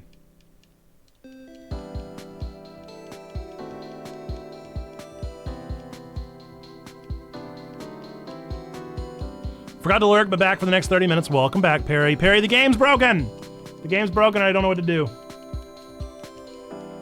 I'm trying to see if the game even works whenever I reload it or if the game is truly corrupted. I hope it's just my save file that's corrupted. Wake up. Now, the game still works. Man, that ain't my dad. That's just a cell phone. I'm so sad. Let's see if starting a new game.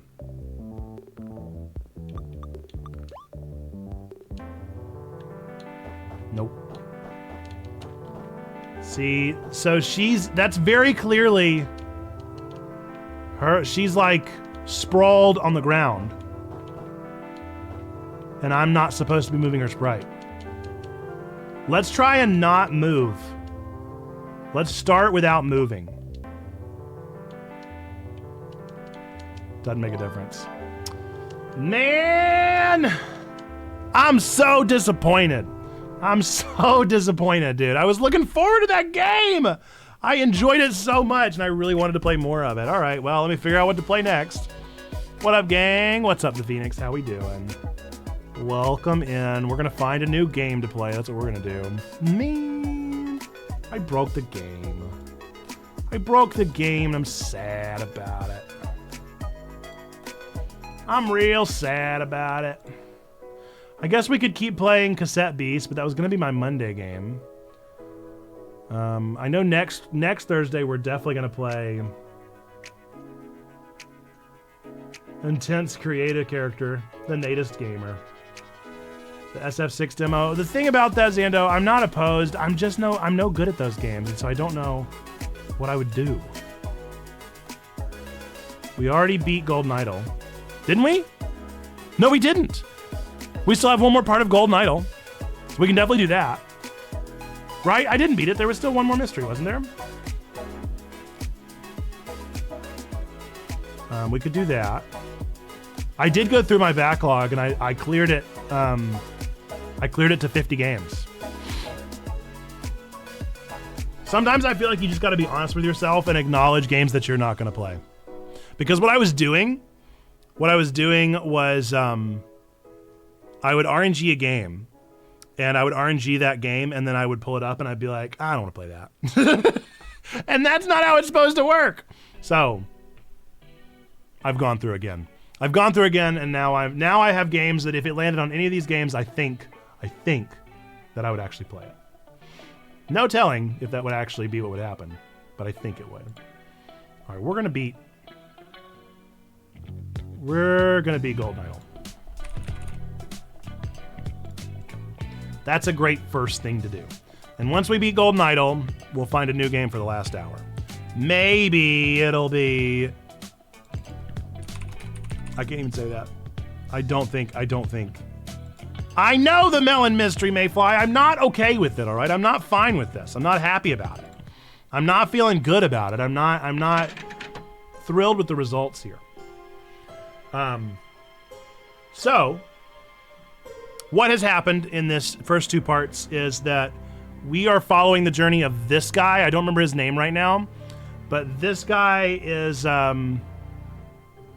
from the weird Eastern nation that we were exploiting in the other game that the bad guys were exploiting. And he's caught up in some other incident where he fell in love with someone and then was pinned for murdering them. It's a lot. We're gonna start part 3. This is the final mystery. If you've never played Case of the Golden Idol, you absolutely should. It's one of my favorite games of last year. If you like mysteries, if you like detective stories, this is the one for you. Okay, so a murder has just happened, and we've got to figure out the mystery. The way that this game works is you have to explore everything as fully as possible. Ooh, you can zoom in. Since when? You have to explore things as best as possible. Whoa! That's a lot of things to fill in, and then you got to play Mad Libs with the words to get everything how it should be. I have no idea what's going on, so I'm very excited to start exploring. Haha, thought you could fool me, Spider. I've captured you now, and you will answer for the death of the princess. All right, let's just get all these names.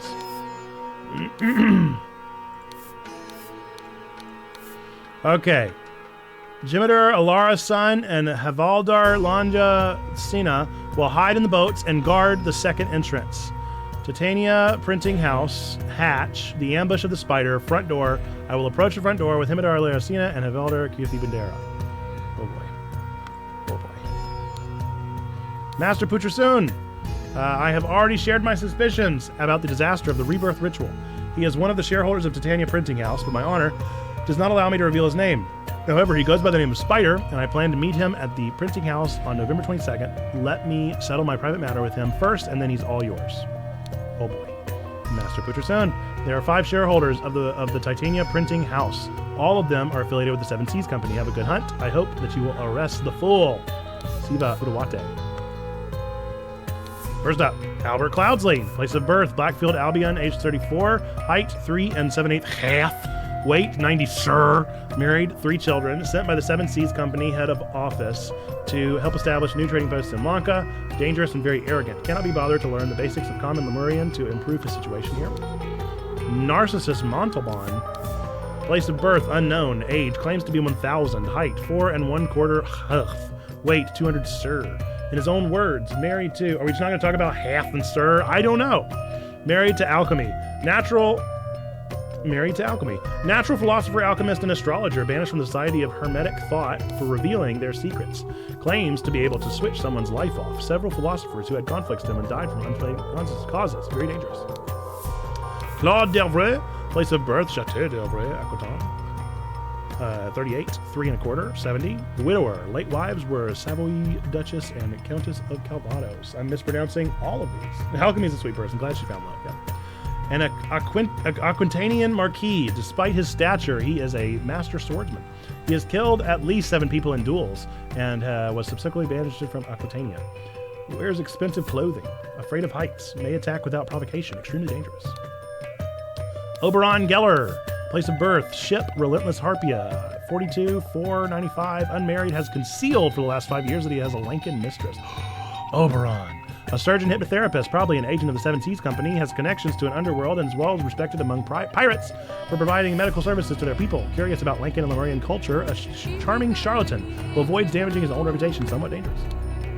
Reuben Hendricks, place of birth, Londonburg Slums, Albion, 55, 3 3/4, 30 or 80, unmarried, a shipwright and former carpenter on the pirate ship Rabbit Raccoon. He has a wooden leg, pretends to be drunk and quiet when it benefits him, steals and has instigated riots, made a fortune in Pajak, which makes me wonder if he hides gardens with one leg. Somewhat dangerous.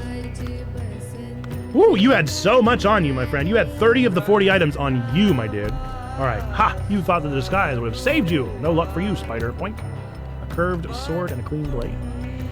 Tonight, during the operation, we'll practice an old Lankan code. Imagine what number the picture represents and the sentence count to the word matching the number. Follow your orders. Trust no one except me. A gunpoint! Insolence! Blasphemy!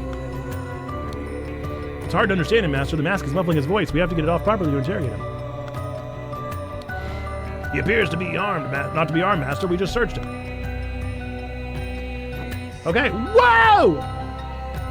Whoa! Mystery and trivia, which one would you prefer, Phoenix? This is so much to look at. Okay, there are red footprints. Good to know. 30, sir. Basket maximum load, 4 vases. I'm really hoping that weight is not a big deal here. We've got a large cloak with a scooter and somebody's hair.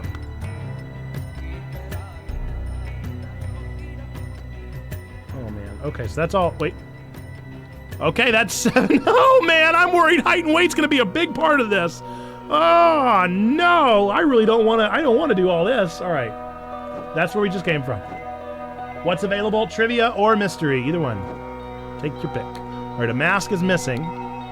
It is... Some of these mysteries, dude. All right. Palace Guard, Special Guard. So remember all this. Lemurians, they have forced my hand with their conservative stubbornness. I will not let these old mystics sabotage the Seven Seas Company needs. Our pastor has to deal with numbers. No, not numbers. We're in trouble. It's time to invest some creative research and see if I can find some more about their secretive rituals and what makes them tick. What a peculiar principle, life for life. If you do something good or bad to Lemurian, he is obliged to return the same amount back. Is it really that black and white, or is there some diplomatic leeway? Mystery, you got it. All right, Phoenix, here is your mystery.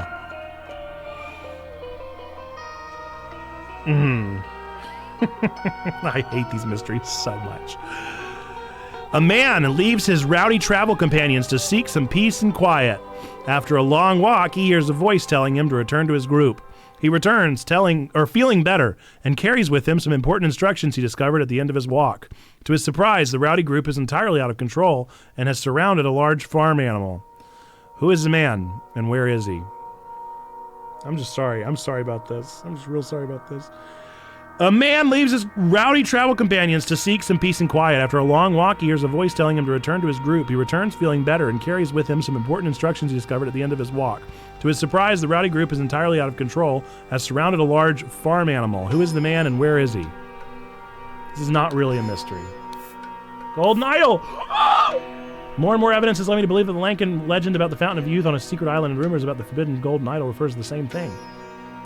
Lemurians are extremely skeptical about their technological past. The topic, yep, you're right, Phoenix. That's who he is. And where is he? Topic is completely taboo in their society, which could be related to the downfall of their empire. They are reluctant to reveal the locations of the ancients, of their ancient technologies, but maybe in the future I can acquire some leverage. Youngster. These old Lemurians are impenetrable. My spies report that a young Lemurian, Zubiri Kara, has arrived in the city. He is the son of Lemurian priest Upit Kara. That's all of the clues. He probably does not know much about their old culture, but apparently has amazing project skills. It is indeed Moses. Where was Moses when he received the tablets? I promise you guys that I did not pick that one on purpose, and they're not all religious. I can't remember what the mountain is called, but I know he was getting the Ten Commandments. This is Mount Sinai. Mount Sinai. Who would you like your dollar to go towards, Phoenix? What charity? Ready to settle my debt to you? I will arrive on Friday at the time you specified. Please be alone. Holy moly. Oh, there's so much information. The dead person! Finally! Who are you? Curved sword. Tonight, during the operation, we'll practice an old Lankan code. Imagine what number the picture represents in a sentence. Count to the word, matching that number.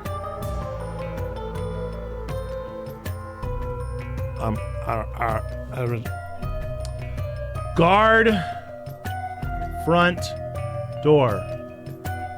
Okay. Scooters. Oh boy. All right, somebody's dead. Whoever that is dead. Why? Have I seen everything that I need to see? I think I have. Guessing that's the dead guy. Yep. Oh boy. All right. The spider created a situation where he blank blanks blank. Therefore blank the secret of the blank to the blank. To help the Seven Seas Company, the spider blanked the blank of the blank at the Raja's court. But blank settled it when he blanked the blank of the blank to Raja. These identities are to be discovered. Blank. What? That person doesn't even exist. So have I not found a single person? The scroll's not filled in because the spider had blank to blank to blank him at the Titania Press. However, prior to that blank had tipped off blank about the blank of the blank. The scroll's not filled in. Blank. Scroll's not filled in. Blank had planned the blank after the meeting at Titania Press, but blank had warned blank with an encoded message, so he forced blank to blank and wear blank. Blank was caught as he left through the blank. Meanwhile, blank left through the blank, then killed blank and escaped.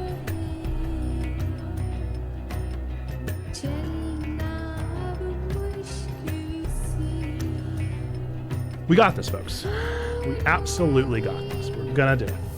There's so much happening, but we got this. Okay? We totally got this. There's a lot happening.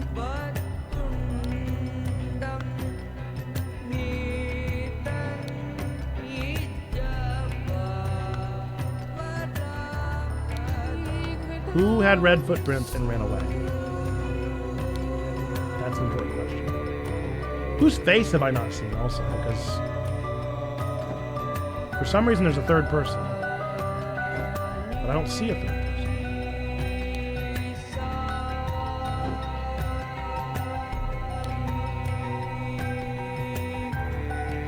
Educational pictures for Little Putra by Spider.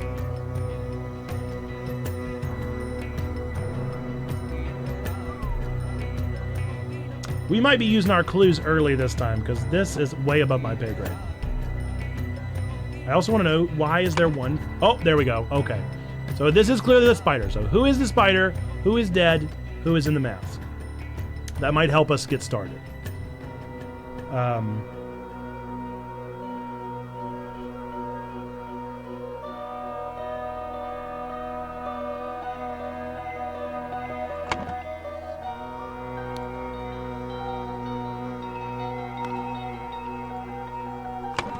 It seems clear to me that somebody learned the truth. Follow me. Why does he have a sign that says follow me?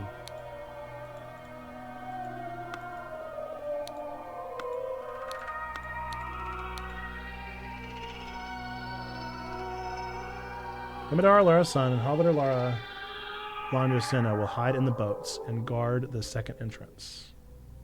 I will approach the front door. So this is Putra. I will approach the front door with Himidar Larasena and Halvadar Kirthubandar.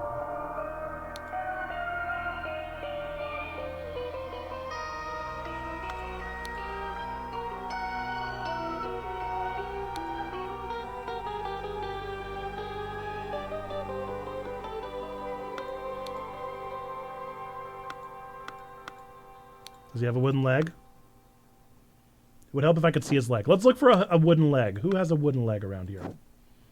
Got any wooden-legged people here?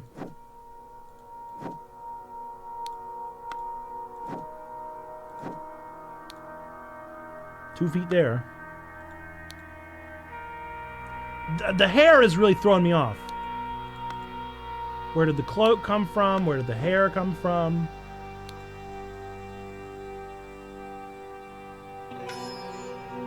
So it looks like at 6 p.m. maybe? No, what am I thinking? That's 8. At 8 p.m. it's the highest. At 8 a.m. it's the lowest. And currently, too many options. We're halfway there. No, wait. Was it 12 feet or was it 7 feet? It's 12 feet. Okay, so we're halfway between those. I'm gonna go ahead and get some hints, because hoo boy, this is above my pay grade. It might be Yupik that's dead.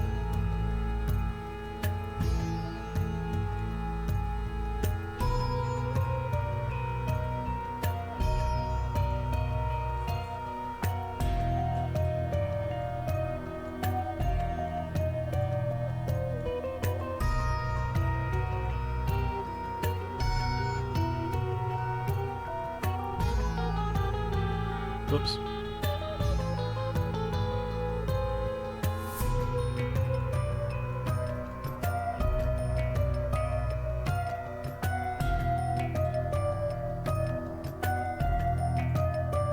Okay.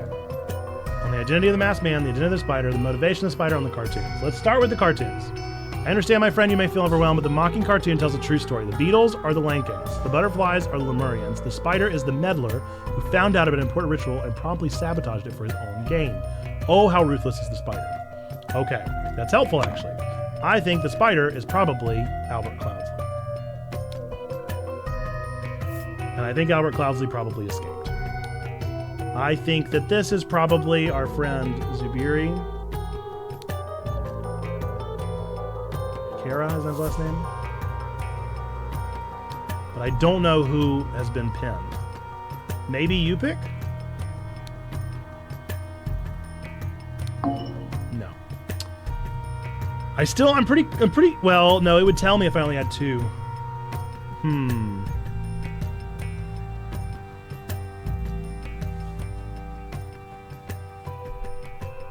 There's so many people. There are just so many people.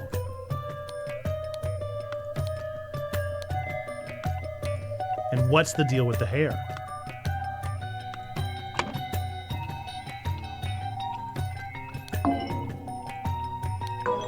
What? So it's just this person. Or that. Maybe this is Zubiri. Then who's this?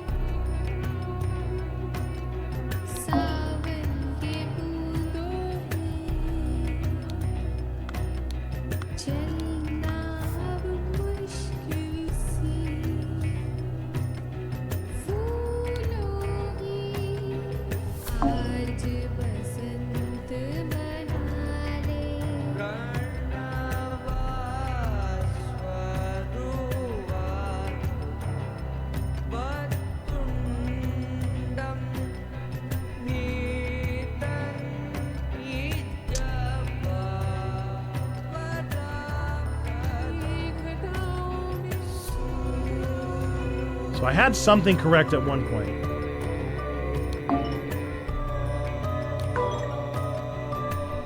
So who is right, who is wrong here?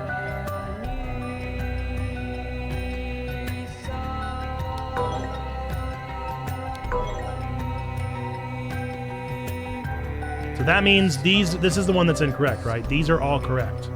So it's just got to be another name.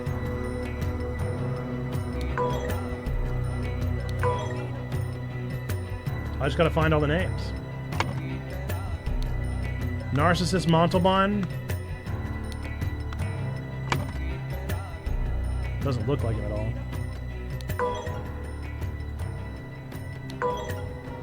There are just so many names.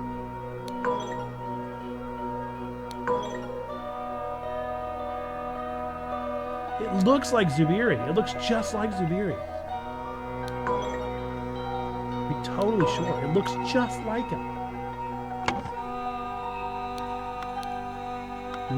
Rubens Hendrick. Doesn't look a thing like that guy.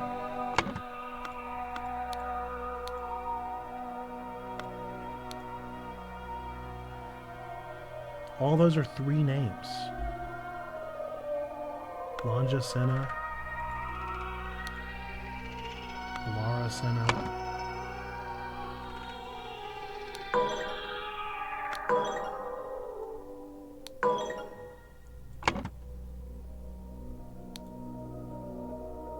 Kirthi Bandara.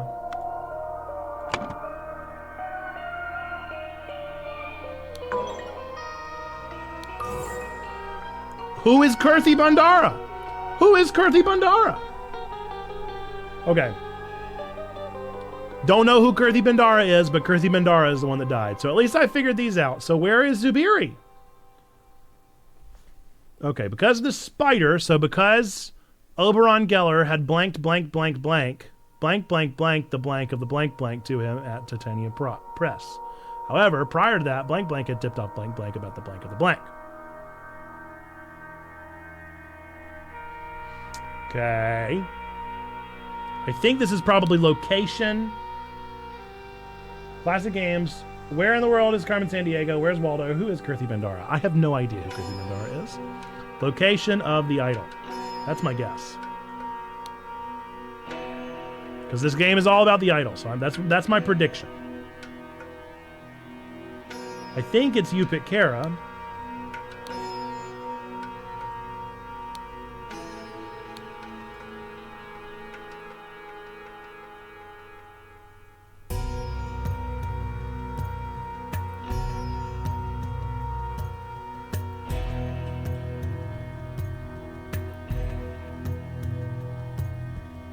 I'm back. Welcome back, Cam. We're very confused.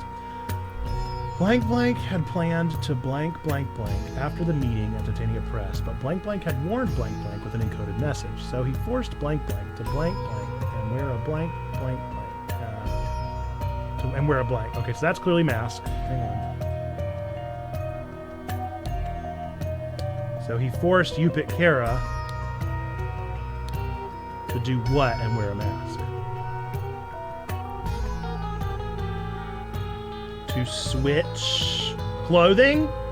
Maybe?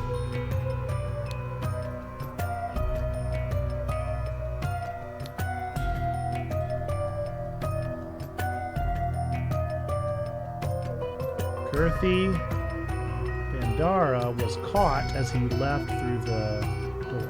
Patch.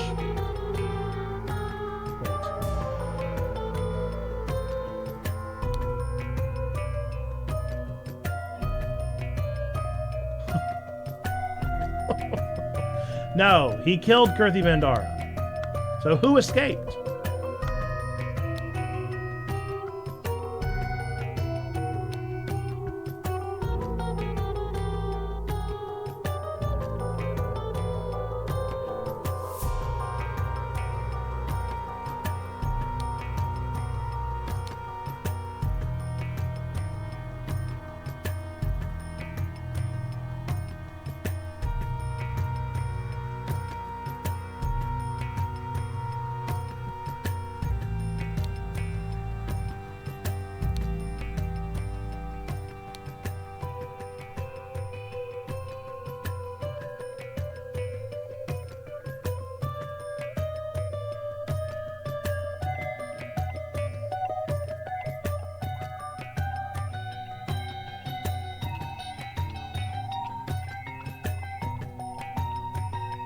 Oh boy!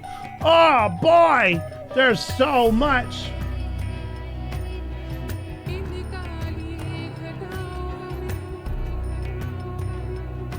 I mean, wow.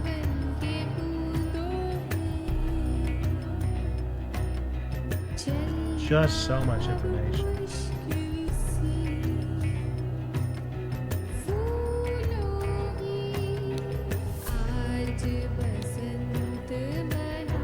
Who even is this? And what is the hat? Golden Idol, maybe?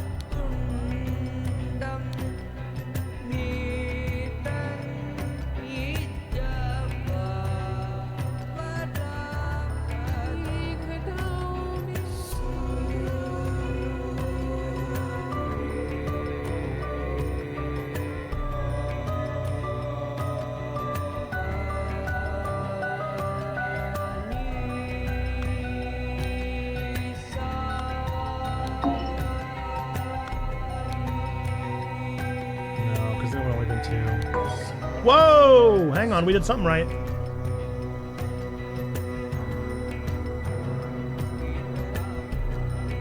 What did we do right? You know what time it is. It's time to put in random names. Uh-oh.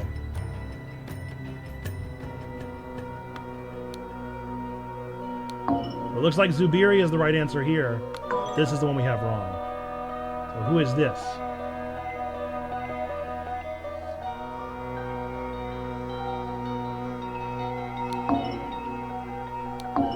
Nope, I'm still wrong. This is Yupik. How does that make any sense?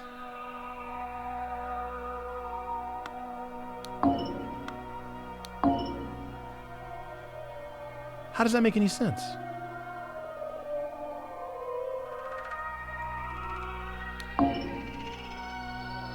Is Golden Idol wrong? What else could that be? Life ritual?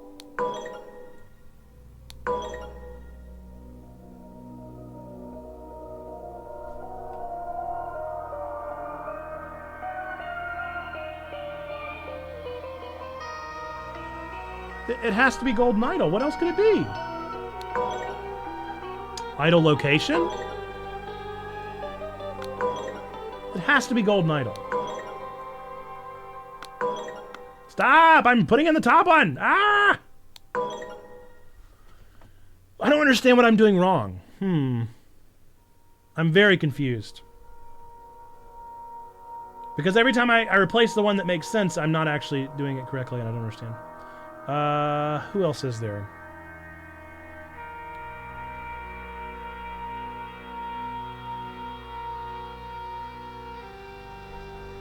What else could that be? It's only Golden Idol. Let's get another hint. The beetles are the Lankans. The butterflies are Lemurians. The spider is the meddler.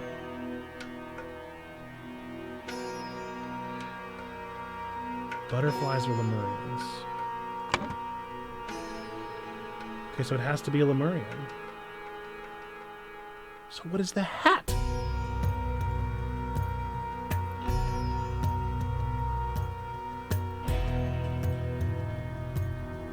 Life ritual? Rebirth ritual? Understood. Okay. Whew. All right, we're making look. We are making headway. All right. We now know what the hat is. We know this. Rebirth ritual to the spider. Told the secret. The spider created a situation where he blanked, blank, blanks, blank. Therefore, blank, blank, blank, the secret of. So, Zubiri Kara revealed the secret.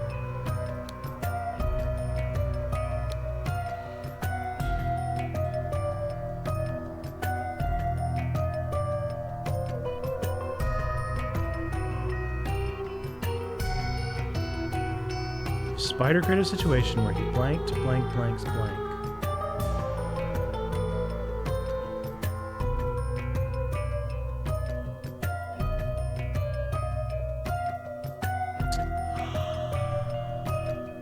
Oh, he saved Zubiri Kara's life. Oh. Yes, the very first story. He saved Zubiri Kara's life. Wait. And Zubiri Kara revealed the secret of the rebirth ritual to the...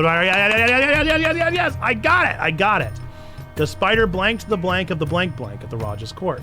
But blank blank settled it when he blanked the blank of the blank blank to Raja. Yes, I'm totally getting it.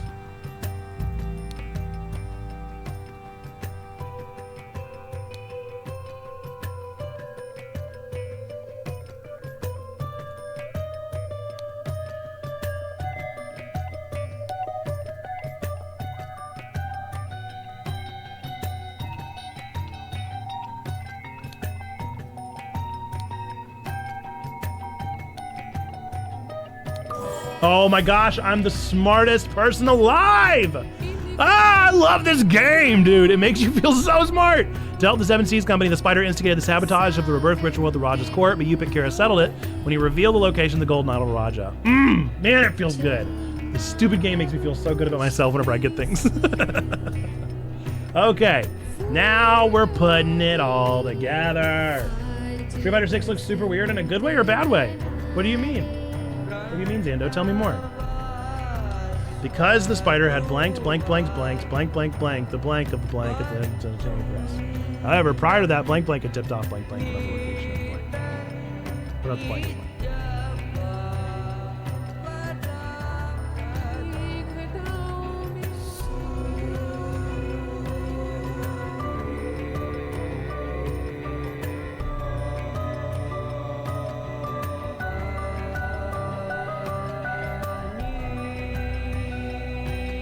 It looks like you've got words all over the place. Oh, Street Fighter 6. I see. I thought you meant you were playing the demo and it looked weird. Yeah, this is definitely different for Street Fighter. There's a real turn in the story. I'm gonna go get another hint because I'm confused.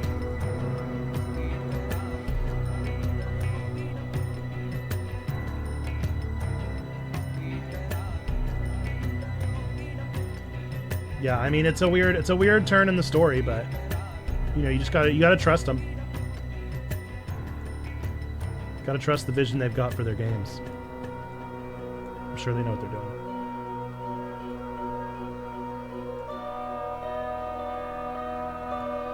It would appear that the spider has been meddling everywhere. The spider is affiliated with Seven Seas, but Lankan traditions are not friendly to Western business interests. If only the Lankans' trust in Lemurians were to crumble, thought the spider. And another one. I need all the hints.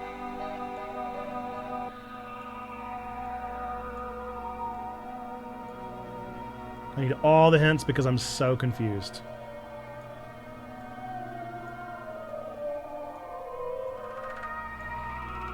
That's truly what's amazing about this game, is the fact that I can be so confused and yet so delighted. I know both these things. Imagine this, my friend. The harsh reality is that the masked man is not the spider, but who is the masked man then? There are many who might have been wished to visit the spider. No doubt I suggest you find out about what the current time is according to TWIG. Take a look at the spider's calendar. Ah, the locals measure time in a strange way. Good luck. It's actually not that helpful because I already knew who the spider was.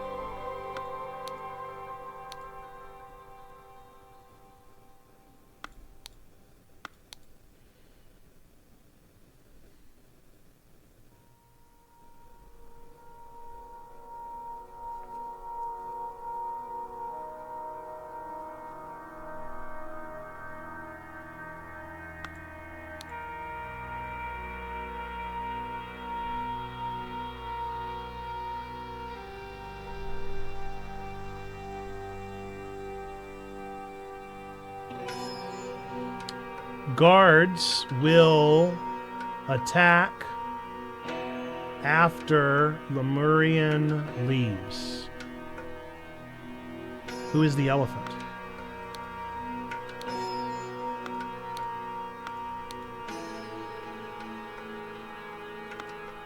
Who is the elephant?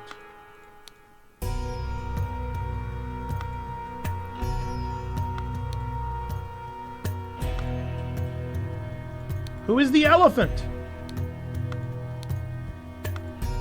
They can't just be throwing animals all over the place and not telling me who they are. Who's the elephant?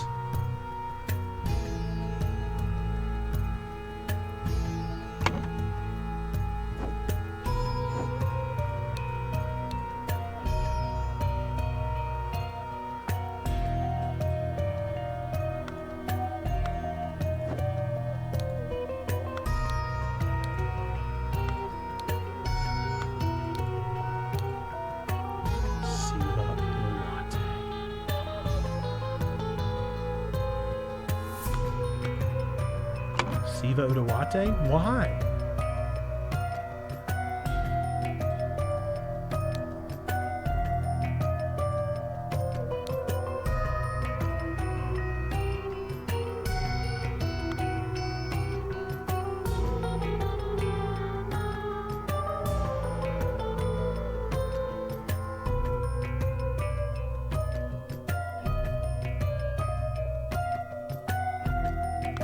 What did he reveal? He revealed the plan. Tipped off over on Geller about the blank of the blank. It's about an ambush.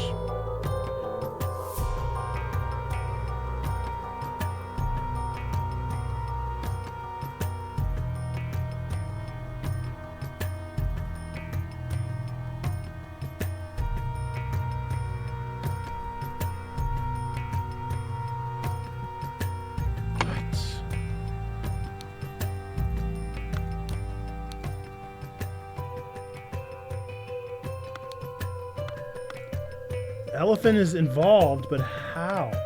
Time to pick up Ben. See you, Xander. Why?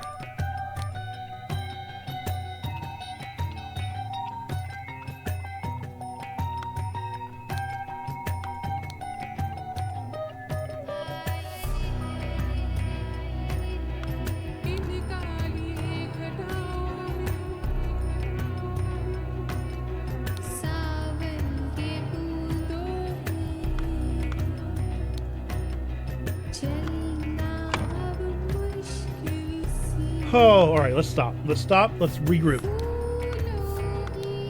Let's regroup. Because the spider had blanked, blanks, blank, blank, blanks, blank. Because the spider had blanked, blanks, blanks, blank. Saved someone's life.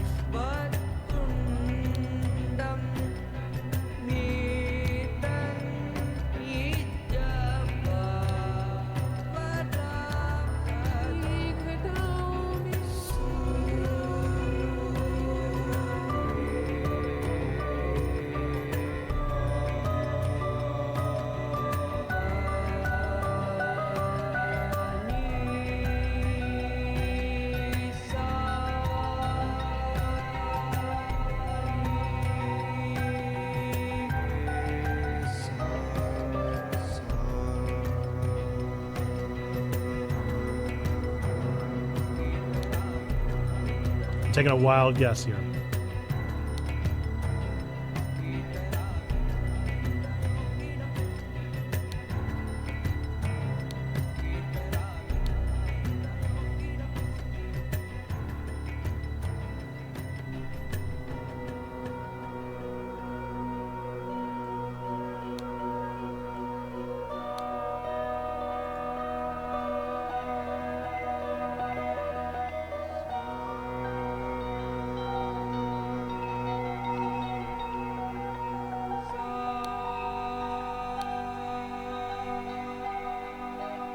Something about the ambush.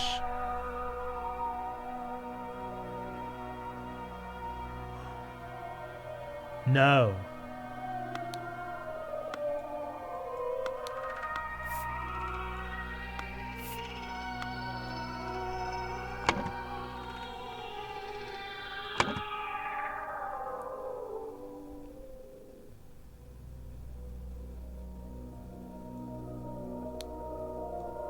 Who tipped off Yupik Kara?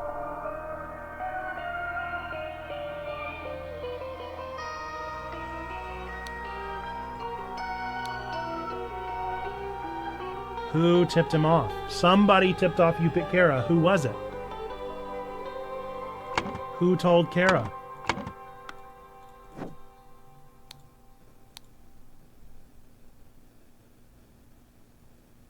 Putra-san?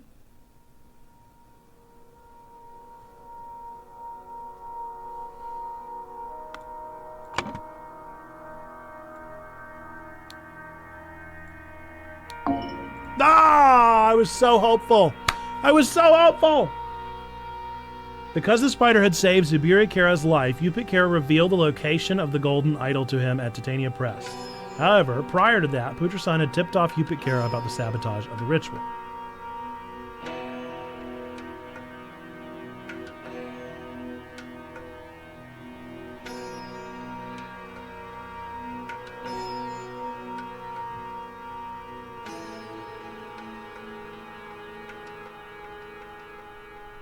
I don't know. Blank Blank had planned to blank blank.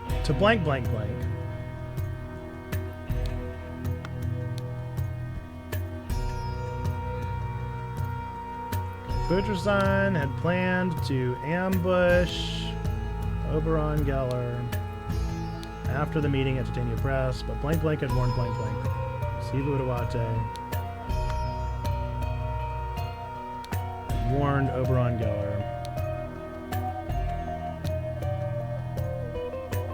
Warned Oberon Geller with an encoded message, so he forced Yupik Kara to switch clothing and wear a mask. Blank Blank was caught as he left through the hatch. Yupik Kara, right? So what is this? I'm so close to the truth. What am I not getting? Because the spider had saved someone's life, someone, something of the something.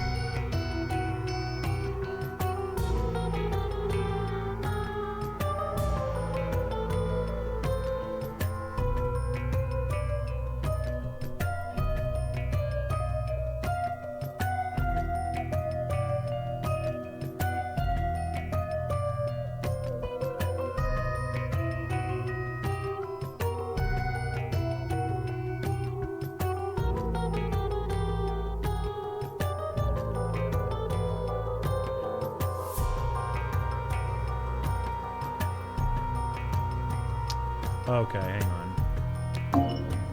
Maybe Yupik knew nothing about this. Prior to that, Sibudwate had tipped off Putra-san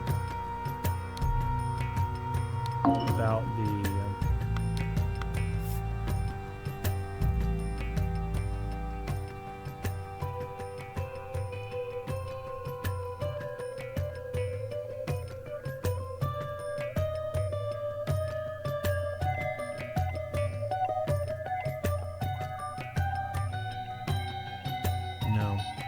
location of the spider. Oh, how can we be so close? Because the spider had saved Blank Blank's life, Blank Blank revealed the blank of the blank blank to him at the Titania Press. However, prior to that, Sibudwate had tipped off Putra-san about the location of the spider. Oh, is it Yupik Kara?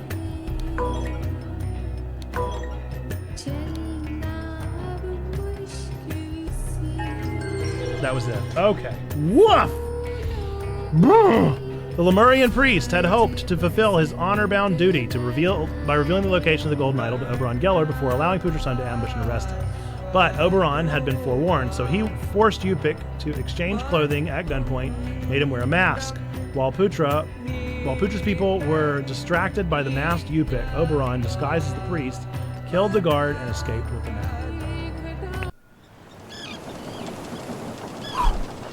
That was tough. Listen, Albert.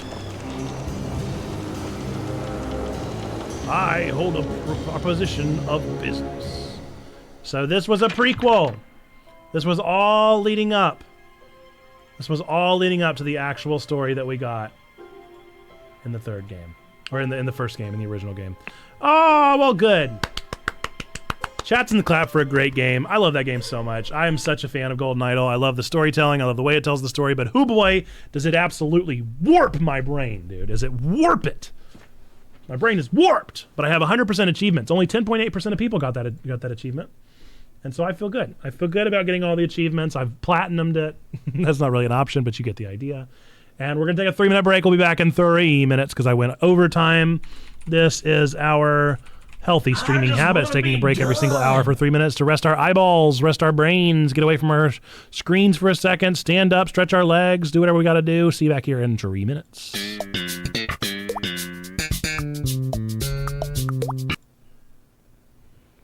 Ricky time tree. Ricky time tree and swapping up instead of squaffing. Ricky! Is it in the TV? Oh. Okay. Yeah. Is that a turkey?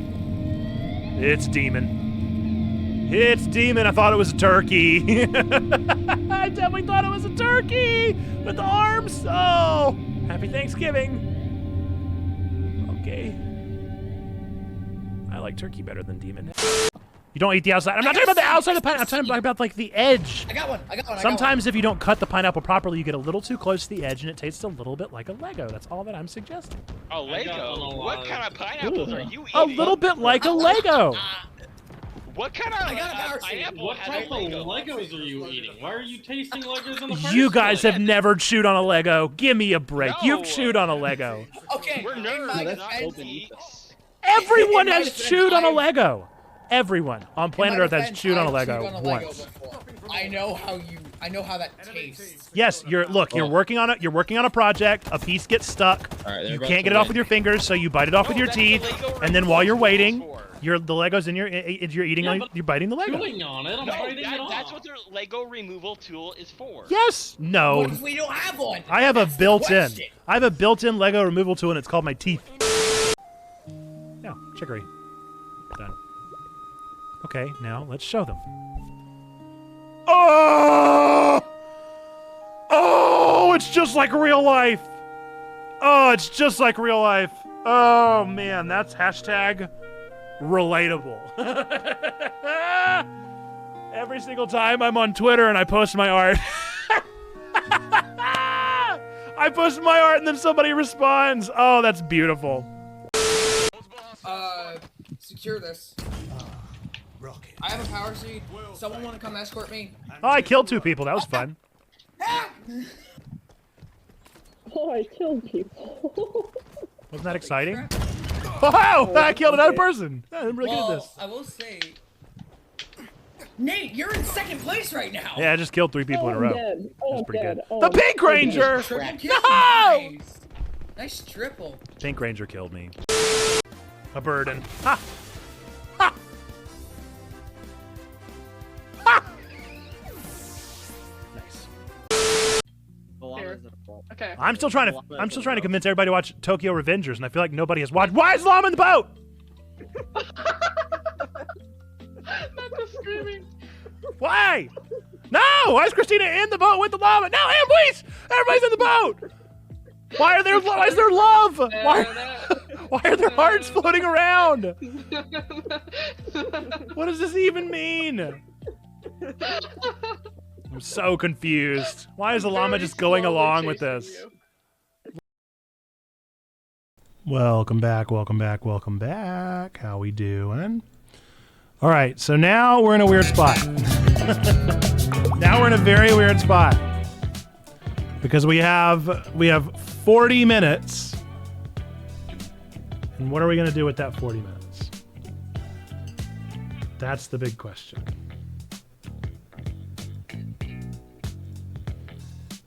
I don't really want to start a new game. Because my issue with starting a new game is that Tears of the Kingdom literally comes out tomorrow. And we're probably going to be playing that for the next couple weeks.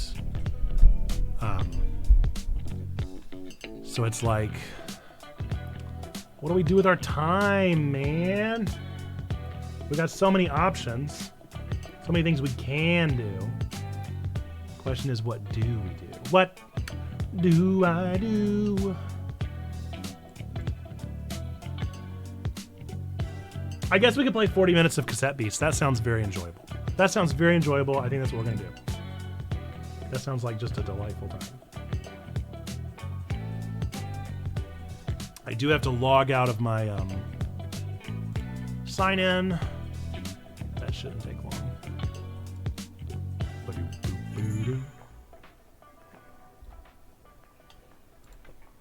That sounds like exactly what I want to do with my last 40 minutes here. I'm going to play some Cassette Beasts.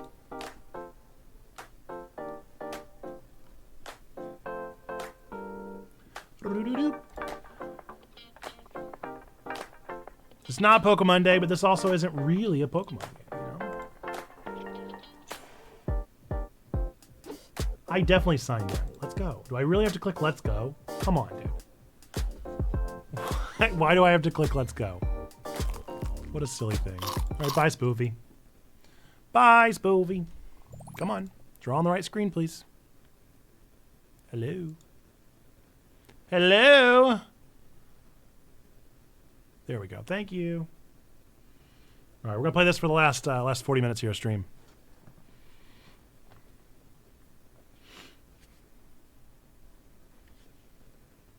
I'm still so sad that I can't play this on my Steam Deck. It was a lot. It was a lot of work, by the way. I expressed some of this over on our Discord. So those of you that have no idea what I'm talking about, I discovered that this game is a PC game. And so I wasn't able to do cloud streaming on my phone, which is how I normally play my Game Pass games. And so, what am I even saying? I'm saying something. But I did save the guy, right? I guess I could check my quests. Yeah. Yeah. So we just need a new quest. What do we want to do next?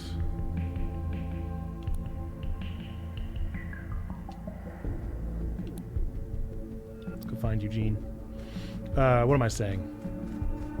So I was gonna play this game on my own time and just enjoy the heck out of it, but it turns out that you actually cannot play PC games if they're not cloud-based, obviously, on your phone. So I was like, well, I'm gonna try the Steam Deck, and so I went through the full exhaustive process of installing Game Pass on my Steam Deck, which was not easy. It was not enjoyable. I did not have a good time. And after all of the effort, how do I open this? Oh, well, I guess we'll never know.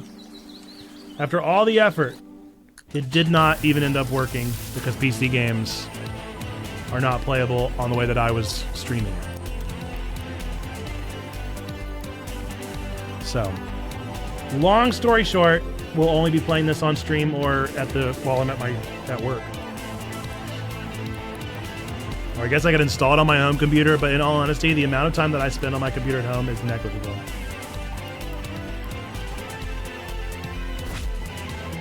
Why am I a crab? Why does Kaylee not have anyone? We're running.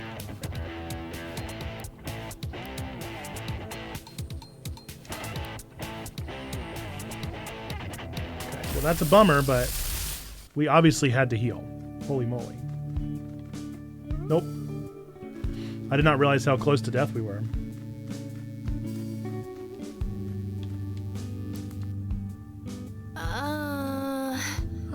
I need to tell you some stuff. And you'll probably think worse of me when I'm finished, sorry. You see, when I first came to New World, I didn't live in Harbortown. There's another settlement on the top of Autumn Hill on the east coast, Morningtown. It's a community of people living off the land, sharing possessions, all that cute stuff. You've seen the folks walking around in hooded robes, right? Yeah, they seem kind of suspicious. That's them, and I guess I was one of them once. Things didn't used to be that weird there, but the leader, Dorian, he's obsessed with archangels. Morningtown was founded by the intent of helping everyone, but it soon just became what he wanted. It reached a point where I didn't feel at home anymore. It was too late for me to be able to fix anything, so I ran. That's how I ended up in Harbortown a year ago. I want so desperately to do right by everyone because I have let so many down in the past. But if Dorian knows about the locations of other archangels, I need to put my fears aside and find out what he knows.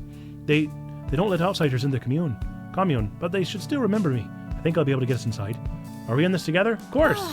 That's the spirit. I hope some good can come out of all this. Okay. Okay, right. I'll mark the entrance to the commune on your app. Remember, they'll only let you in if I'm with you.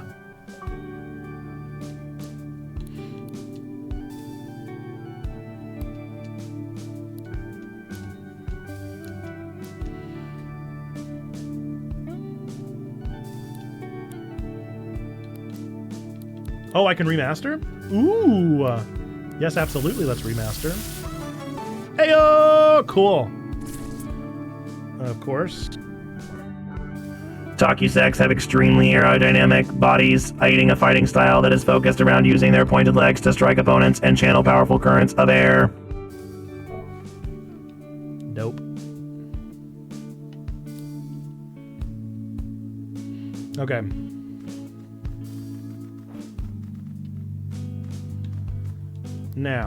Now we can continue our adventure now that we're fully healed.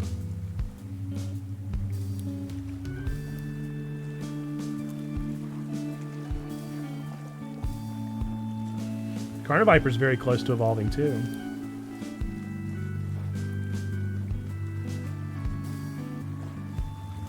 I'd love to get another waypoint. I wonder if there's a way to know where those are.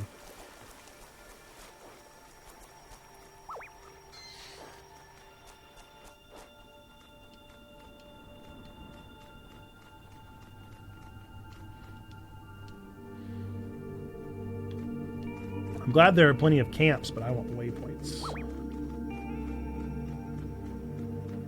All right, Eugene. I still don't really like who you are, but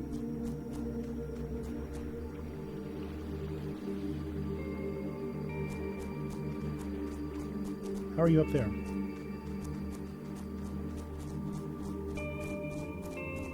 I love that the game was like, we know what you're trying to do and you're doing the wrong thing. Go up on the hill, you dummy.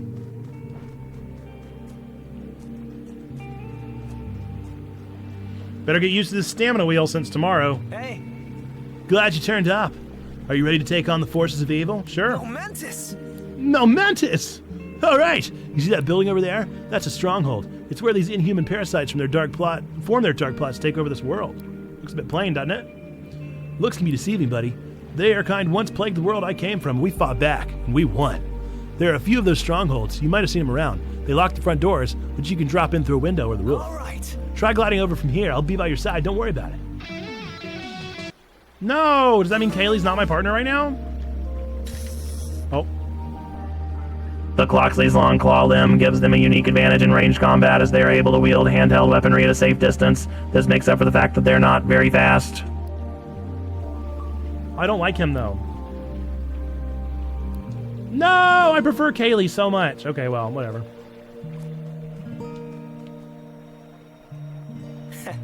I nabbed the window key from one of those ghouls while they were patrolling.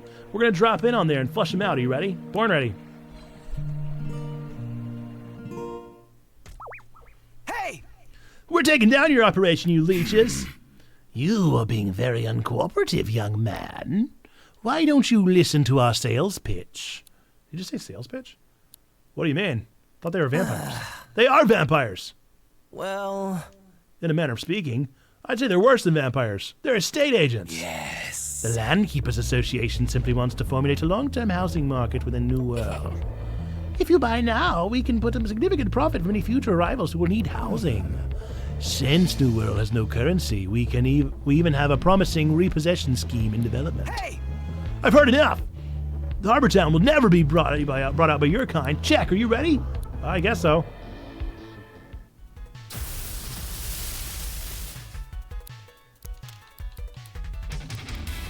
This kind of just makes this even more problematic.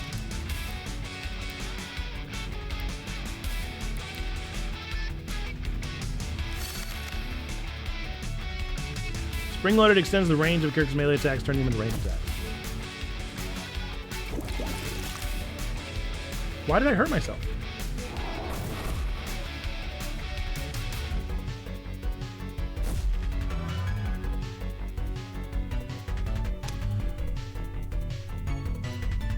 Stop. I like that it's trying to explain to me the wheel, but it really just needs to put it up. If I could just see how it works, it would probably be better in the long run.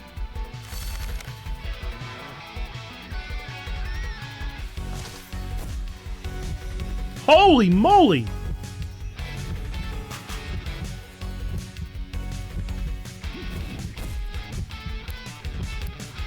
You're gonna need a switch, Eugene.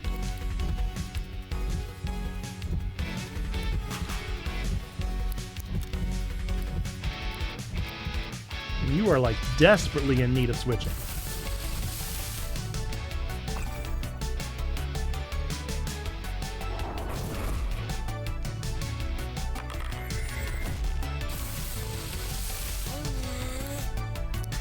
Oh, she's down for the count. Just one hit.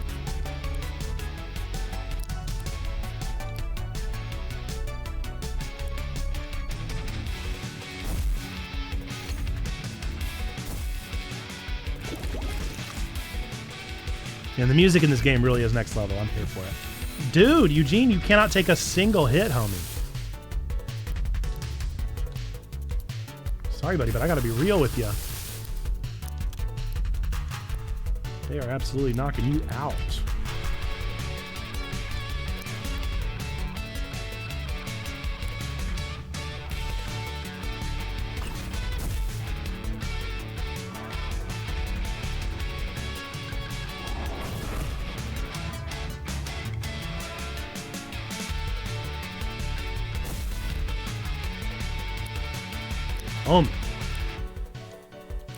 You gotta figure your mess out. Eugene, you have been all around unhelpful this entire fight. Victory.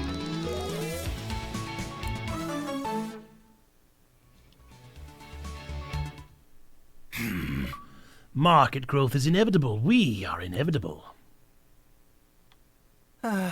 Small victory, but there's more work to be done. They don't sound that dangerous. These landkeepers seek to profit off of our collective misery. I don't know how they got here, but I intend to stop them as a defender of Harbortown. Do you want some help with that, defender of Harbortown? Some help would be appreciated, yeah. Keep your eyes peeled for the other strongholds and listen up for rumors when you're in town. Also, take this. Hey, that's so cool. You can open the roof windows on your own now. I just want to switch back to Kaylee, actually. That's all I really want to do. If I'm being totally honest. Wow, that is cool. Thank you so much.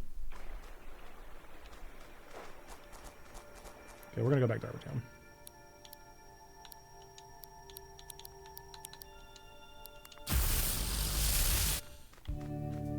Kaylee, please join my team again. Yes. Right. I don't like Eugene. Eugene's a bit of a bigot.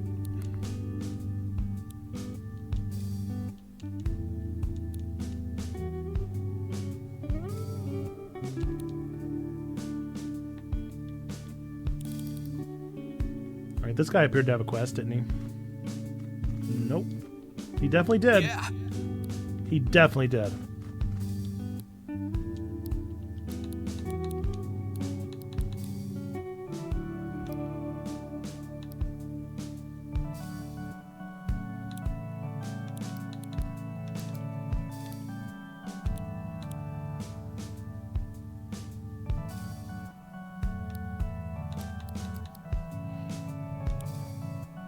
I guess we could go grind a little bit.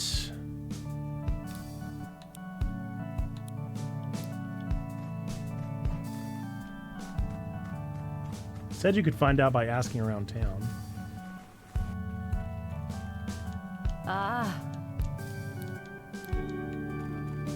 But is it only going to be people with quests above their head, or is it just anybody going to tell me? Hey.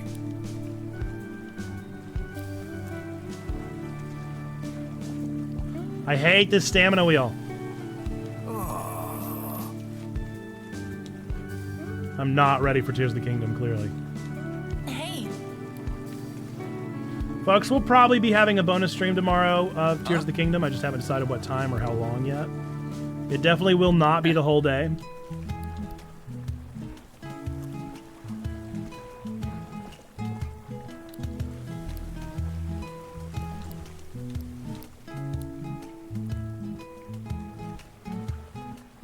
Cool.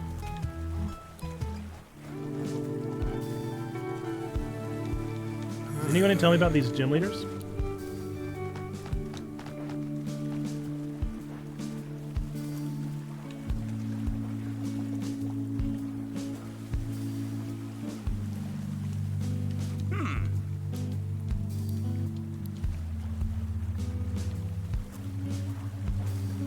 Guess not. I guess nobody's gonna actually tell me about it. It definitely said. Maybe I have to ask these people.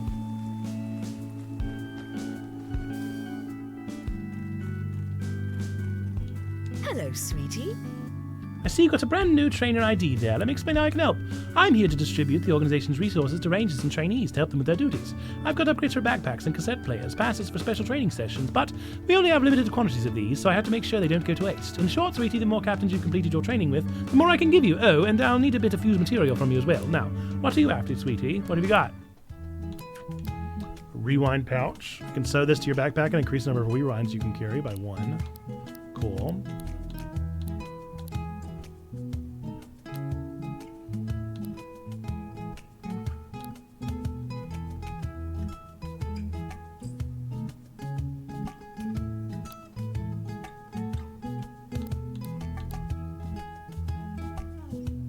Cool.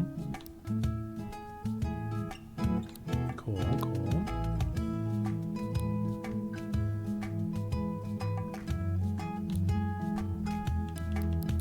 Neato. However, still doesn't really help me find gym leaders.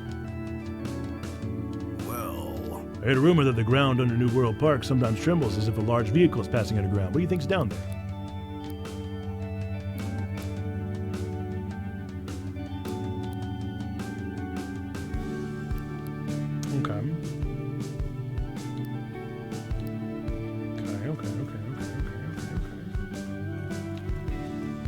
greetings and salutations.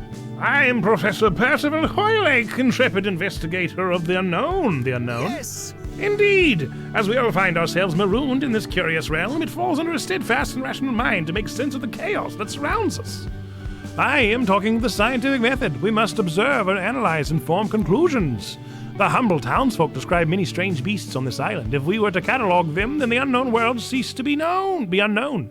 Say, you look like you appreciate the importance of this task. Would you be interested in helping me identify some monsters? Sure. Excellent. Excellent, wonderful.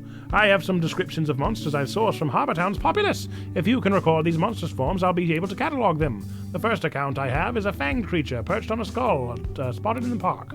Here are some blank tapes to assist you in your research. Come on by when you've recorded it, and I shall catalog it. Happy hunting, my eager assistant. A fanged creature perched on a skull, spotted in the park, to show to Hoylake. So that's their Professor Oak, huh? Didn't this guy say I just needed a trainer thing? Hey. Nah. Wilma. Bye.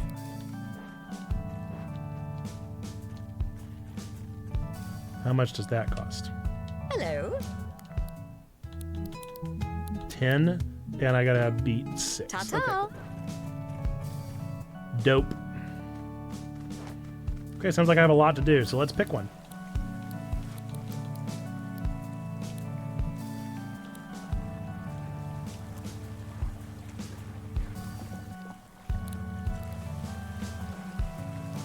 Let us find Captain Wallace. Slowly, because we can't run too fast.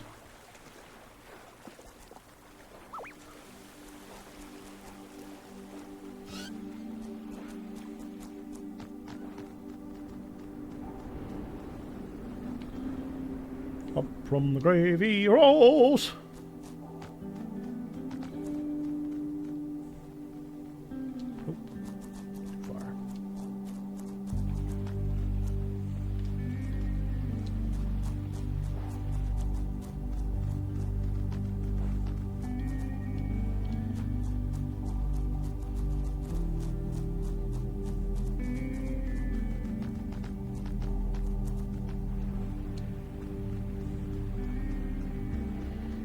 Time to look for Captain Wallace. You don't look like Captain Wallace. Earlier, he was perched up here.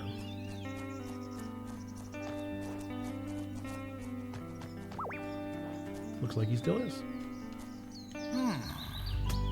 Hey, Auntie said you're a promising fighter. I suppose you want to be taking my Ranger challenge? Well, I mean, like, we'll never know till we try. Hope your training has a strong foundation. You're going to need it if you want to bring down my walls. I mean, we'll try. Well, yeah, we can do this. All right, elemental walls first and foremost.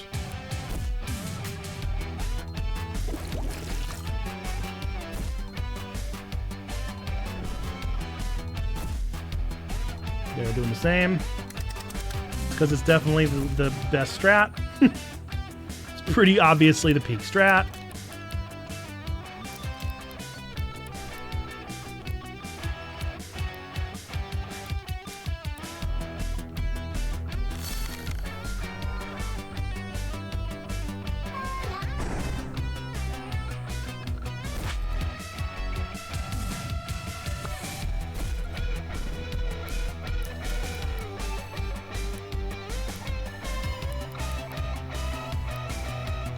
Oh, Wallace didn't summon a wall?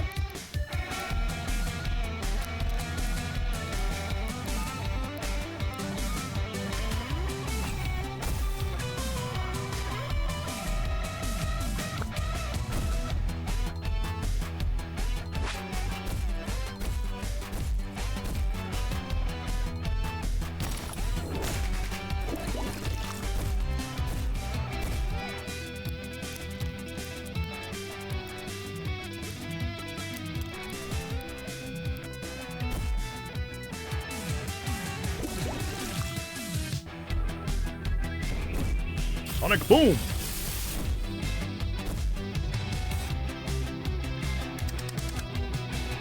Aye. I won't be demolished so easily.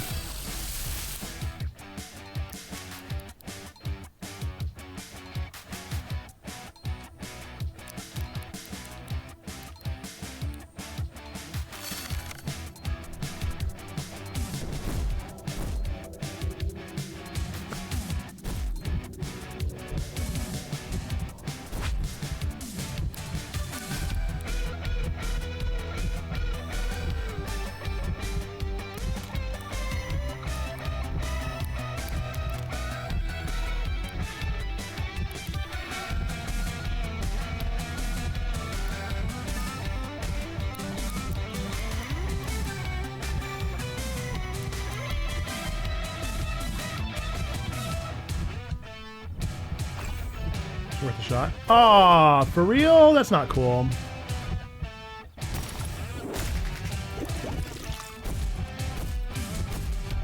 Not cool.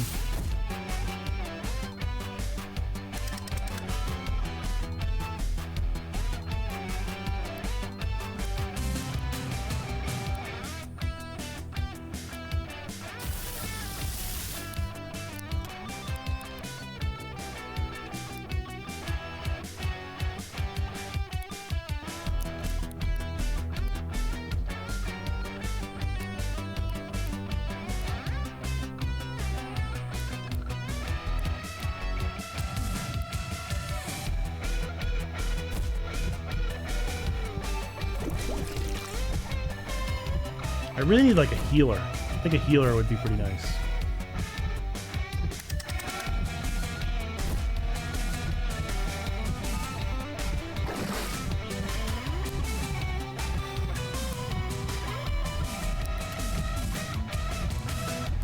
I'm pretty sure since they're recycling type, this will have like super effectiveness or something.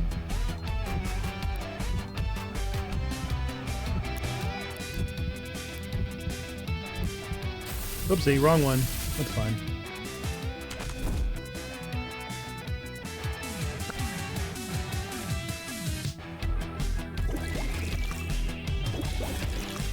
Whoa, that's pretty dope.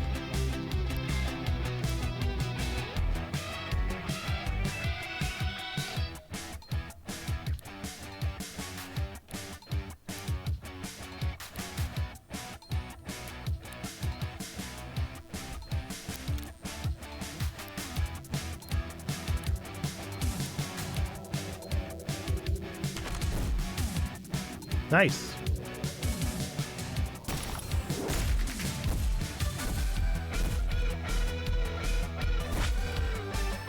I'm pretty sure this crits. I was wrong.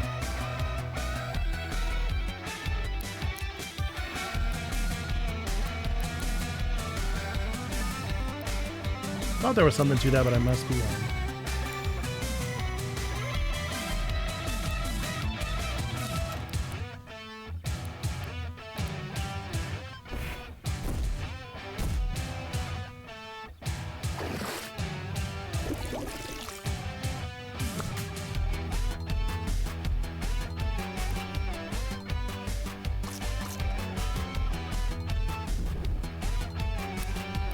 Now we just have to do exclusively melee attacks.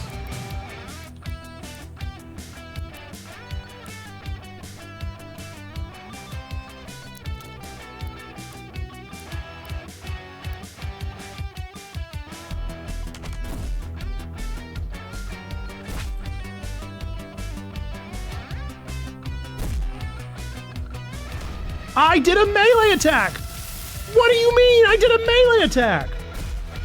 Can it not be on a wall? Does it have to be on somebody that's not a wall? That's sort of bogus, isn't it?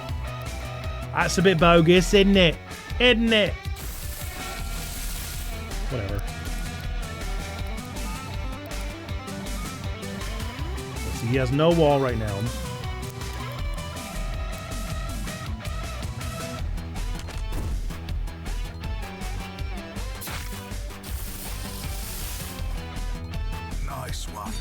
We won!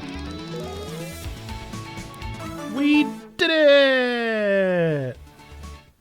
Oh, I built up my walls and you brought them right down. work. Nice work. You've earned this. I just noticed he's Australian.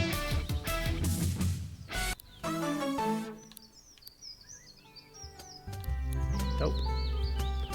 I stumbled across that rare material while surveying the park for a building project. You can swap it at the town hall for some neat stuff.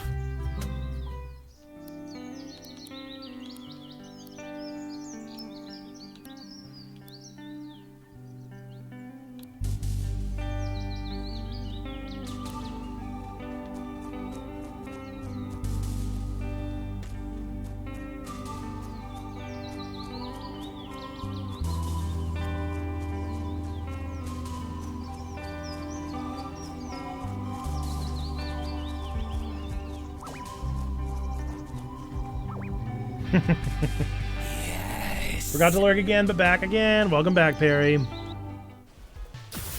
We're just taking down some mom. We decided to play Cassette Beasts for a bit. Oop, I definitely should have healed.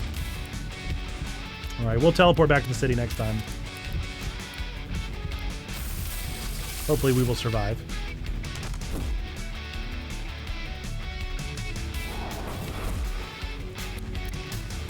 Thought this would be a nice game to play since we only had like 40 minutes. Didn't have just a ton of time, you know?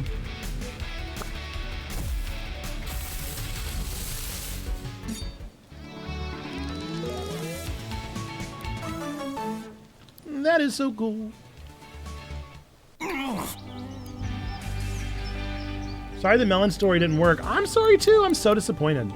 I don't know what happened. I don't know what happened, but what you gonna do about it?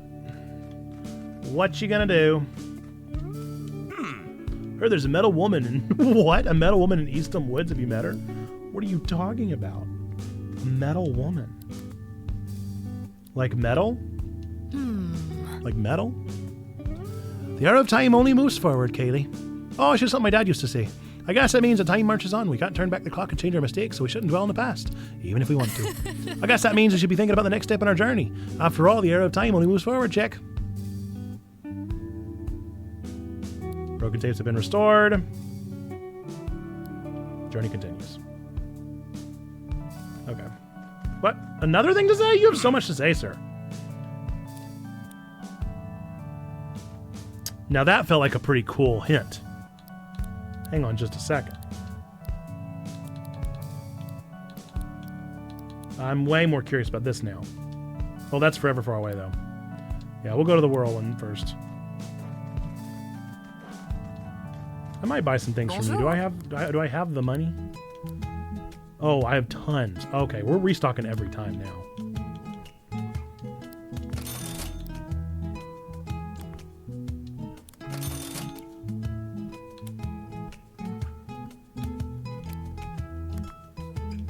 How many can I own? No limit? There are limits on these, though.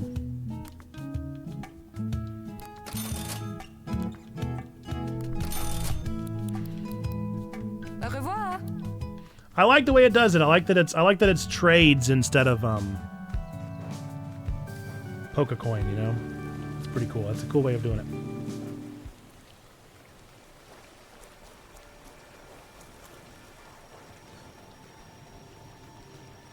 Yeah, I want this rocket boost really badly because that way I don't have to keep doing the stamina wheel thing.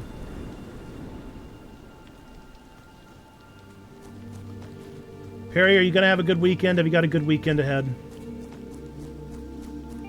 I hope so.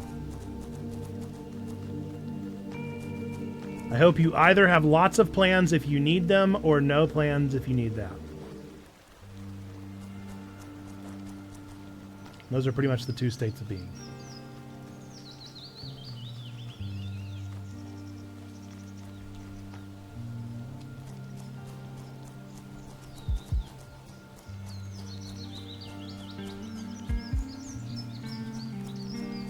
All right, onwards and upwards. Hey! Heeding of the heathens of Harbour Town.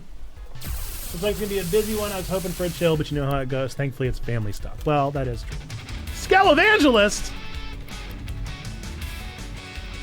Skelevangelist is very good. That's very fun.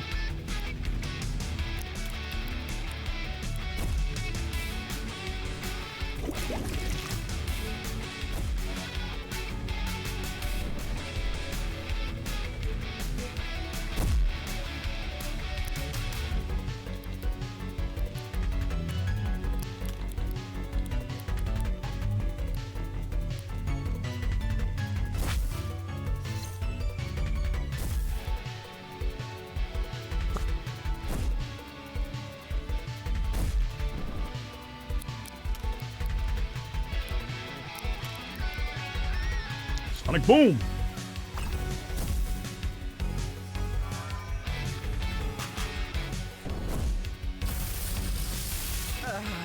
Got him.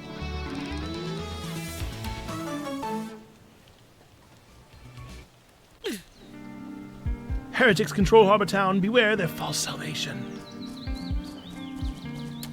You know, there's definitely somebody talking in a weird way here, and it's not them. Okay, well, that wasn't the mystery. Is there maybe a rock missing? There sure is. Stay away from me! Stay away from me, Carnivine! I don't want anything to do with you! I just want to put this rock down.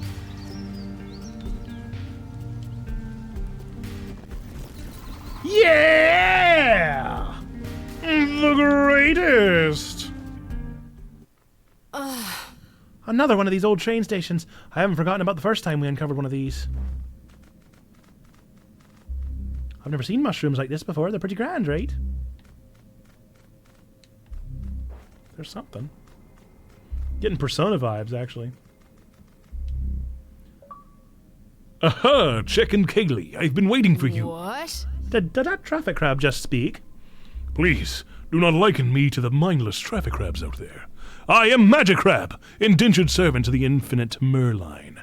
Long may their trains run on time. To dwell amongst their hallowed grounds is a privilege too grand for me to convey. To serve their passengers is the least I can do. Which is to say, you tell me where you need to go, and I'll get the train at platform A ready. Many of the Merline stops are currently inaccessible. They'll become available once their stations reopen. Fast travel! Yeah! We love fast travel. The Merline stations themselves seem to play host to strange beings from far away. Thoroughly exploring these stations may yield valuable information and rewards. Now what can I do for you? Oh, nothing. Very well.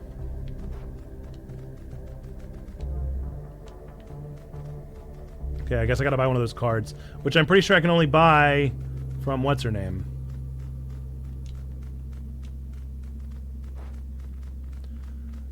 Ooh.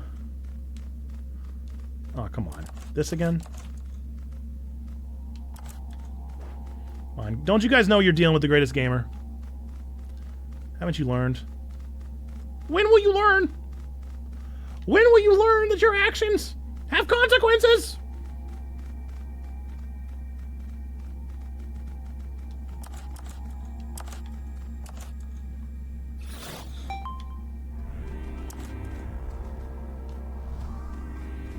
You cannot hide secrets from the greatest gamer.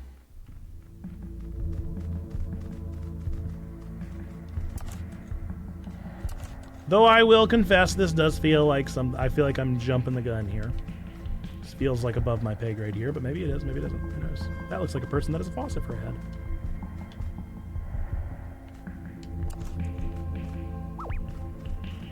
Sure. Faucetier. Oh man, I just realized we have 5 minutes left. Oh, this stream is so fun. It just goes by so fast.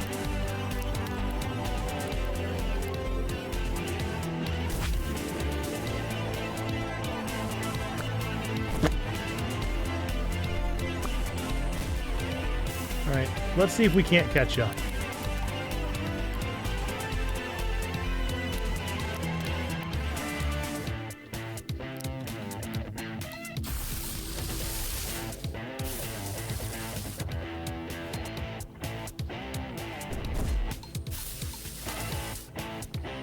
There's a chance.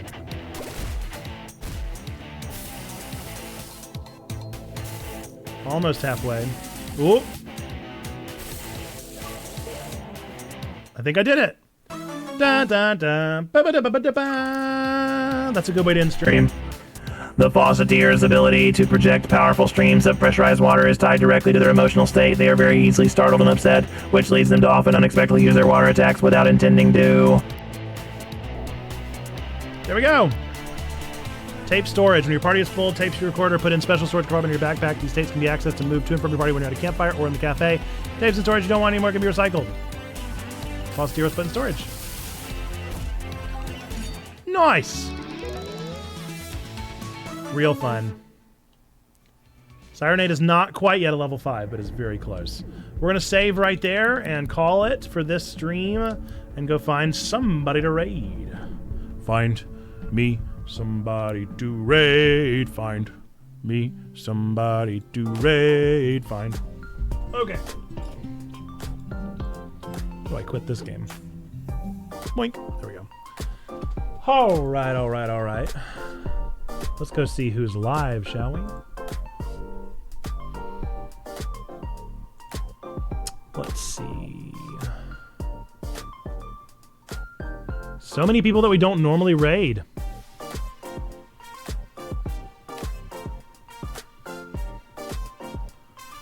Let's raid Jono. That's somebody that I always hear their name and never get a chance to raid him. I will kind of have to raid and run, so just be aware of that. But we'll at least make the raid here.